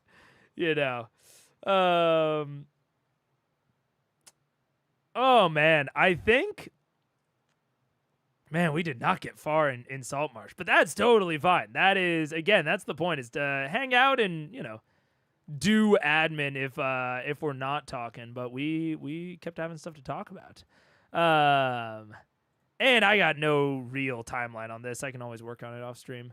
Honestly, I would keep working. Normally, I would normally make this a longer stream, but the canker sores are flaring up. So I'm gonna probably call it here for this stream, even though I wish I could keep going. I don't know what the schedule will be like for the rest of the week. I got some scheduling constraints. The in-laws are coming into town, and they're not big on plans. So there might be periods of time where they don't want to do anything. They just want to hang out at their hotel, but I have no idea when those will be. So yeah, plans are sort of up in the air for the next 2 days. Well, basically plans are up in the air until Monday. And then Monday, I'm still not, gonna commit to anything, but next week in general, I am, especially with the fact that we didn't drop any frames this stream. Let's go. Especially given that, I definitely want to do a Critical Eyes next week. I also want to start. I also want to play some games, and I have some other stuff that I want to do next week. But yeah, rest of this week, it may or may not be around. If I am, it might be for a shorter period of time. Hard to know. But yeah. I'll take responsibility for getting you off topic twice. Hey, that is literally the conceit of office hours. I am very fine with it. Especially if I go back to making office hours time limited by how much I talk. It will literally be that of just like, oh, like we just hang out and talk until the character budget fills up and then we're done. And that's fine. Talking's the point. So no, I'm all good. I enjoyed myself. I enjoyed getting back in and talking about DMing stuff and Critical Eyes. I'm excited. I'm so excited to get back to Critical Eyes. If this is actually working, if like the network is working, other pieces of content I enjoy. Some of them I enjoy as much as Critical Eyes. But Critical Eyes is just my enjoyment of it, and like the satisfaction that I get from it is so decimated when there are drops. It's just such a fragile format, and I've thought to the moon and back about how I could maybe modify the format to make it more resilient, but it would fundamentally change it in a way that I think would be worse. So I don't think it's really possible. It's just a fragile format. So that's why I'm not committing to what day we're doing it. We're going to keep testing, keep making sure the internet's good. And then we'll get back to it. I'm psyched. Let's see how quickly I can transition this full screen. Oh, wait, I forgot. I have to go to studio mode. So let's see how quickly I could theoretically transition it if I needed to. So I could turn... Well, actually, I don't even need to turn all that off. I would turn this to that. Not too long. Interesting. Okay. I think I know what I need to do.